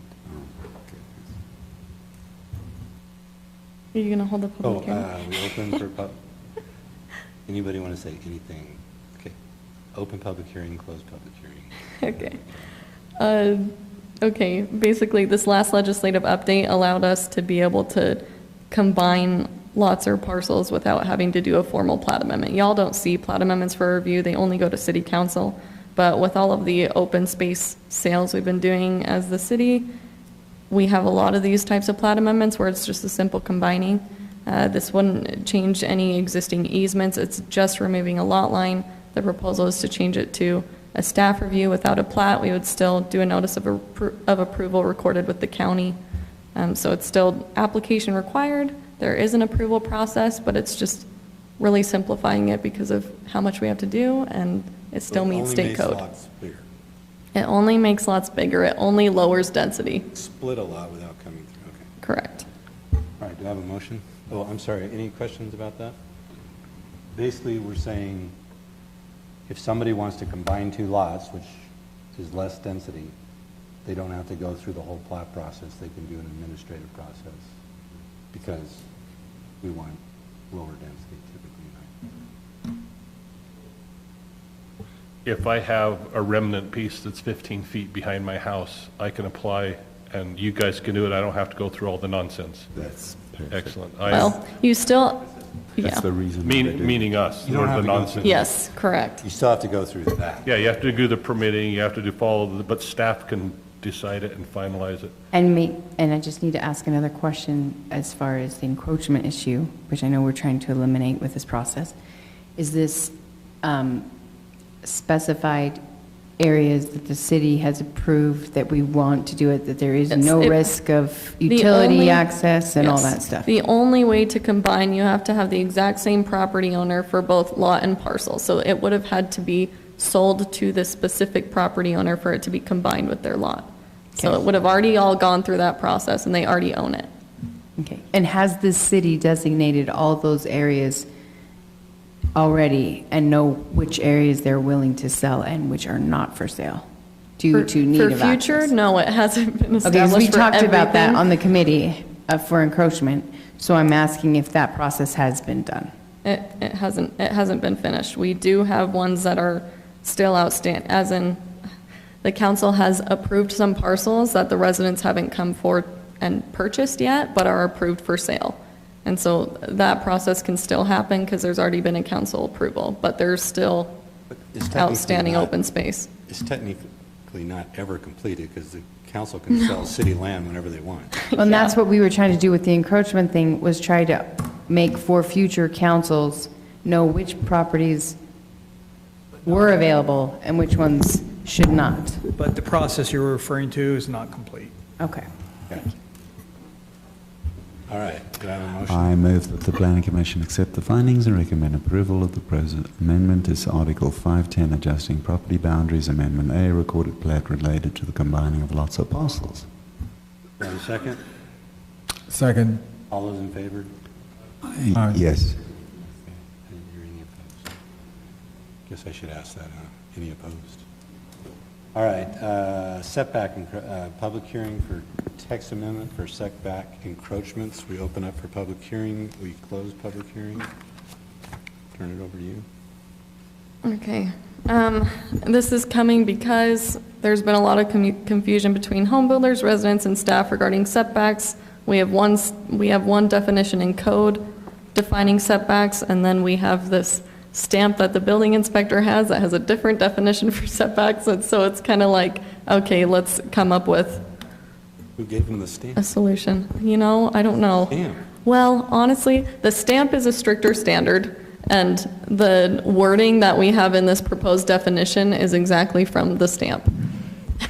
which would Wait a minute, address are we support posts, cantilevers, bay, box windows, just any hard wall line, that's where it would be defined from, which is stricter than our code. The stamp's not code, but what you're saying is, there's no conflict in the code, we just want to change it to what the stamp says, so we are Well, changing not the code. necessarily. Honestly, with the way code is written there, it can be confused where there is different interpretations of our code too, but this is stricter and a lot more clear, and because it's stricter, we're also proposing the setback encroachments where we're saying a cantilever that's maybe 10 feet up from the ground and you're wanting to go into the setback, we're counting that as part of the setback, where typically other cities probably wouldn't because they'll base it off a foundation line. Okay. Does that make sense? But an overhang can go in, right? That's, No. oh, you're talking about like roof overhang? Overhang. Yes, roof overhang can. Okay. Some cities, that's included, and that really messes it up. All right. Agreed. These are the proposed setback encroachments. I kind of just pulled this from American Forks Code because they were the ones that I found that had a setback encroachment policy. Basically, all of the proposed encroachments are a 5-foot encroachment for front, side, and side corner. It's 30. That encroachment would only be allowable for 30% of the length of that side of the building. For the rear, because I guess it seemed to be less impactful on neighboring property owners, it's 50%. We do stipulate that for the front setback encroachment, it cannot include any stairways. So this is obviously meant for like porches or if people have those bay windows that come out into the front setback. So the window well counts as the setback? Window well is different. Okay.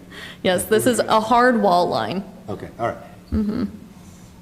So question, is the hard wall line of like a house building structure, it would not be, we'll say like a concrete wall that would be along the property or fence line or something like that?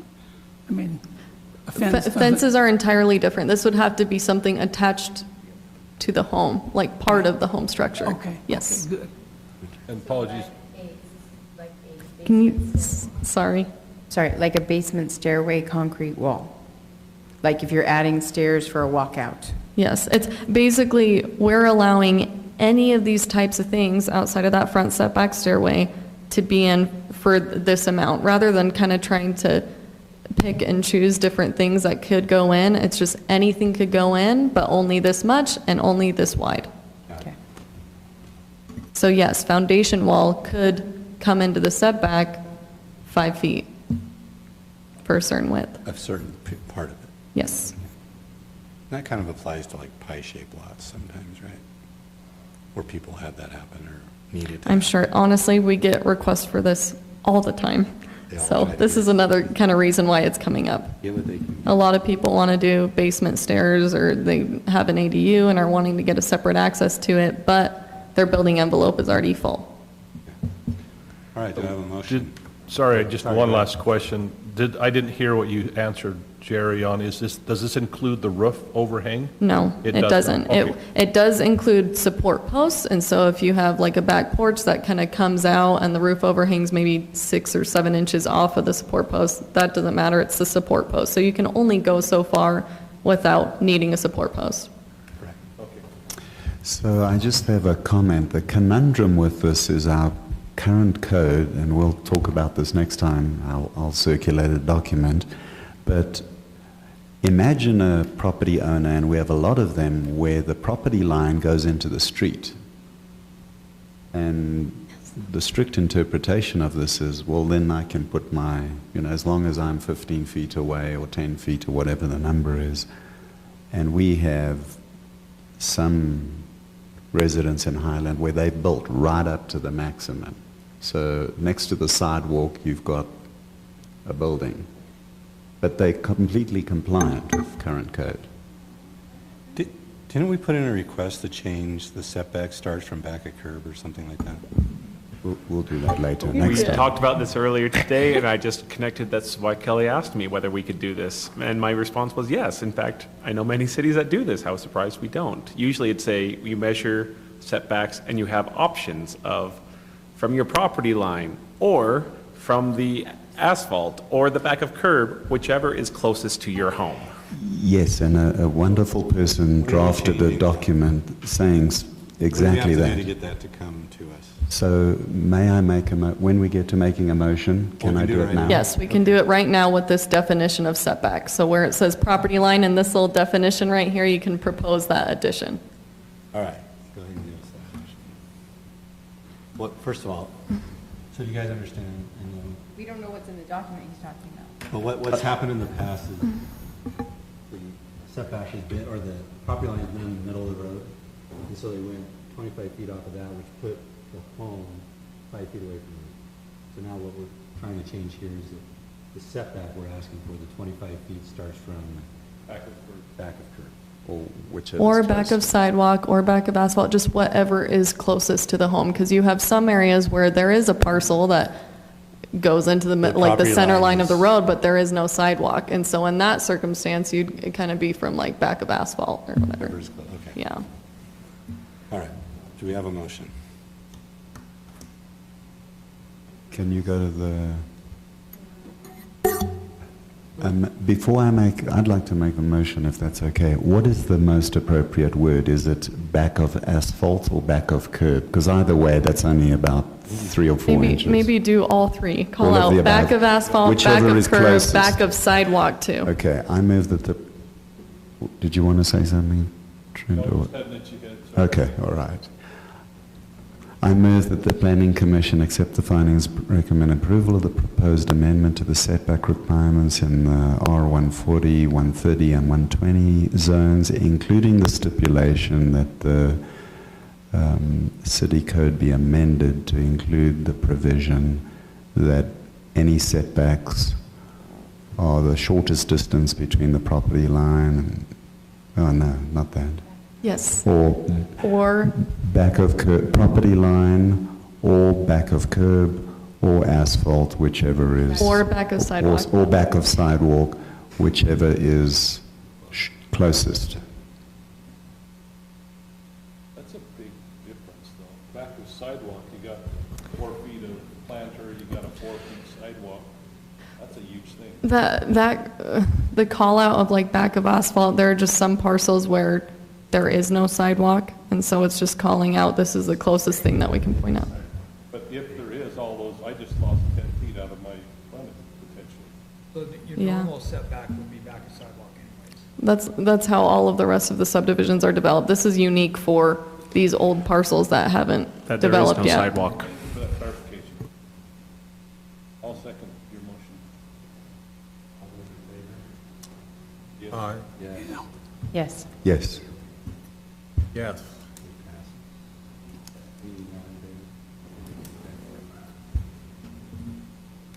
All right, item number 10, public hearing, text amendment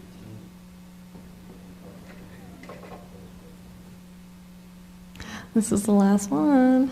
Okay, I know there were a lot of things that y'all wanted to discuss regarding retaining walls, and this is something that we prefer be addressed right now, and then we can continue to look into further amendments into retaining walls. But this is one that has come up way too many times in the last 6 or so months.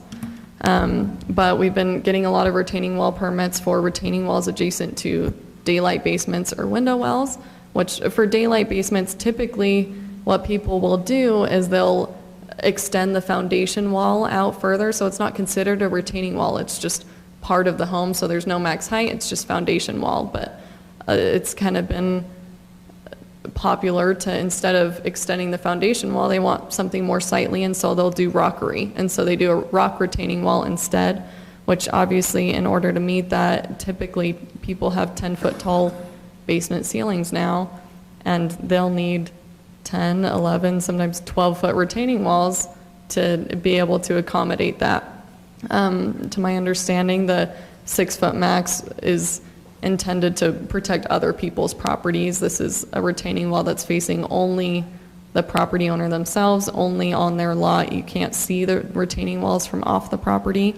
And so the proposal is to add an exception to that 6-foot max height for daylight basements and window wells, and then proposing a maximum height of 11 feet for these retaining walls. At least that would accommodate the ones that we've been seeing, which we have had to make people tear them out and tier them for that 6 feet. Well, they still need to meet building code, and so if there is a drop like that, typically they'll have to do like a 36-inch railing, to my understanding, with IBC, but I could be wrong.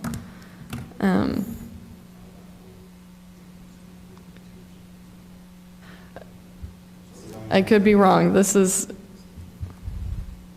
Sorry, Jerry, I'm not hearing what you're saying. Well, they didn't reject it. They didn't reject it if it's currently the code, right? 6 feet is the max. Yes, 6 feet is the max currently. They changed it to 6. They changed it to 6, But yes. now they're trying to say if it's attached to the side of the building, it can go to 11. Correct. Because they bounce better, 6 is not good enough. Because foundation walls were already allowed to be that height, that looked just like a retaining wall, except... But those have a building on Like, top what's of the it. difference? That's not really a wall, right? You can extend your foundation wall out. As long as you meet the 30-foot rear setback, you can go as far out as you need. Apparently by building code, those are considered part of the foundation and not a retaining wall, so they're not subject to the height max. So you can have a walkout basement, so the basement where you have windows and you can just walk straight into your backyard up on the hill. And off each side, you'll have your foundation wall, just a thick wall of concrete going out to keep that a walkable area. The retaining. It So you're retains, but retaining, it's not considered a retaining wall. Well, it is. And so some people say, well, if we can do that, can we make it look nice, put rocks there, which for some reason under the code makes it a retaining wall where before it wasn't. What's the difference really? So. And to me, those wing walls, who defined that as not a retaining wall? I believe that's the building code. That's the building official doing that. Okay. So as soon as it's detached from it and you're doing something else, you're not part of foundation and it's retaining. Interesting. Is there any stipulation requiring engineering stamped certification on these retaining walls, or do we need to add that here? Yes, it would still, anything that is taller than 4 feet from footing, they have to get a building permit, and it has to be stamped by a licensed engineer. It's already in there. It's already in there. Say that So again. if they want it to be pretty, tier it. If they want it to be, sorry, what? They want it to be pretty, tier it. I think that was Right? that's the issue, is the argument of like, hey, you have to tear out these rocks, and it's like, okay, fine, I'll do an 11-foot tall foundation wall that attaches to my home instead. So they were building outside of the code. They built it wrong, right? Yes. Okay. Just making sure. We're saying you built it wrong, just like we told what's her name. You've been doing all these years, we're going to but you can build it wrong, we're going to change the code so you can leave it. When they should have tiered it. Well, these ones, we've made them change. Right. it's like, so this is moving forward because I'm anticipating that we'll get more than just this. But thus far, we have been making residents change it to Doctor tiering. can say don't go higher, just like they do everything else. And if you don't like it, you can. Sure. So just to clarify then, if you have, and I'll use Jerry's words, wing walls, the foundation that comes out, you have a walkout basement, presumably there's earth on either side. Do they or do they not need to have some kind of fence protection thing? Or could you have little Johnny riding his little wheeler and dropping down 11 feet? There's a certain drop, they have to have a. Well, I'm just clarifying. Yeah, there's not a like a fencing. I think there's a slope, just a safe slope requirement, because you can only engineer it to a certain degree. But I don't think they have to fence off the top of the wing wall. I have seen several that don't have fences, so I'm assuming. Wait, so that means you could have a wing 10-foot wall drop. going back and have an 11-foot drop without any fencing. It doesn't meet code, but. Well, they could learn how to do parachute jumping at an early age, I presume. I mean, it could be where if it's directly that we might require it, but there's always a chance someone could just climb on top of the wall and then still just. Yep. Wow. Is there? And I can't quote the code from you, but I understand that having dealt with one of these over by Horseshoe Bend, there is a requirement for a railing to depending on how far you can fall on the other side. And so they'd obviously have to meet that. Oh, okay, yeah.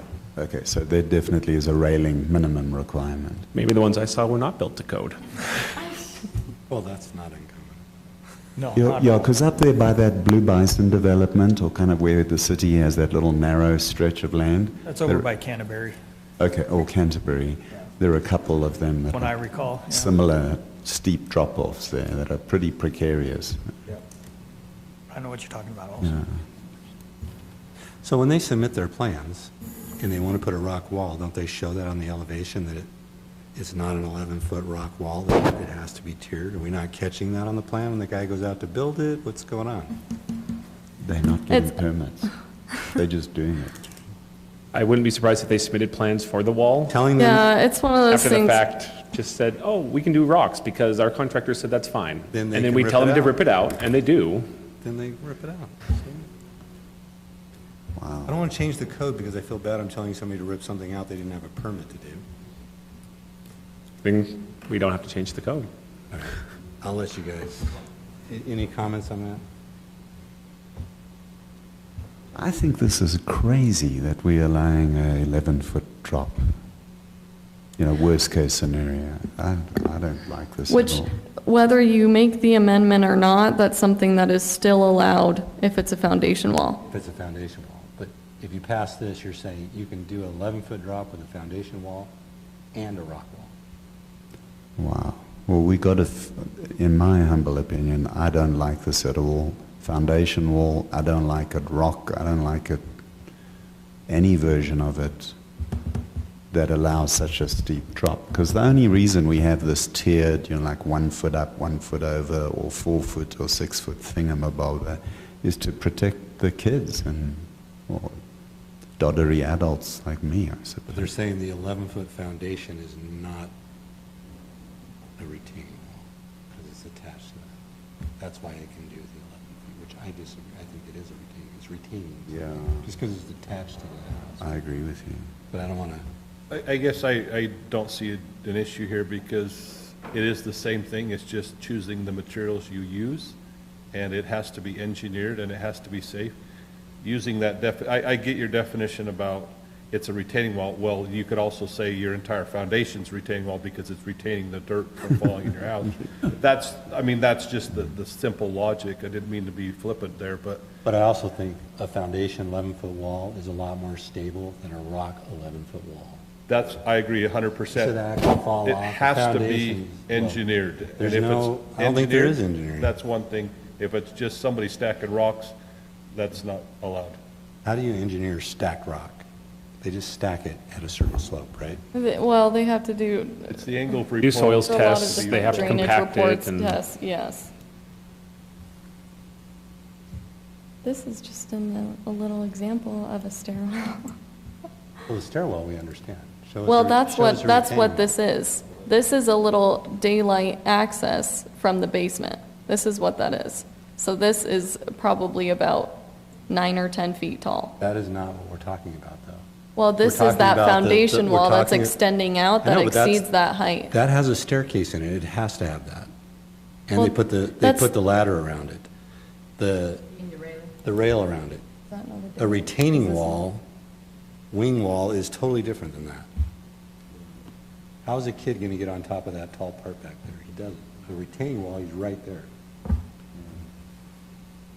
It's different from a walkout basement, but that still is a type of retaining wall, which Or, is. yeah, technically, they Could that be? could do and- rockery here. And the question, I guess, is do you want to say this person could have constructed this using rocks and any appropriate railing on top, I just or don't not? see what it's retaining. It's a wall. Oh, well, not- it's not retaining all of anything. this is underground from about this point down. That's underground. Thing down the side of that? Okay. Maybe it's just a bad picture for me. I'm It's super. I'm sorry. All right, so if do I it have is a motion bad. on this? Well,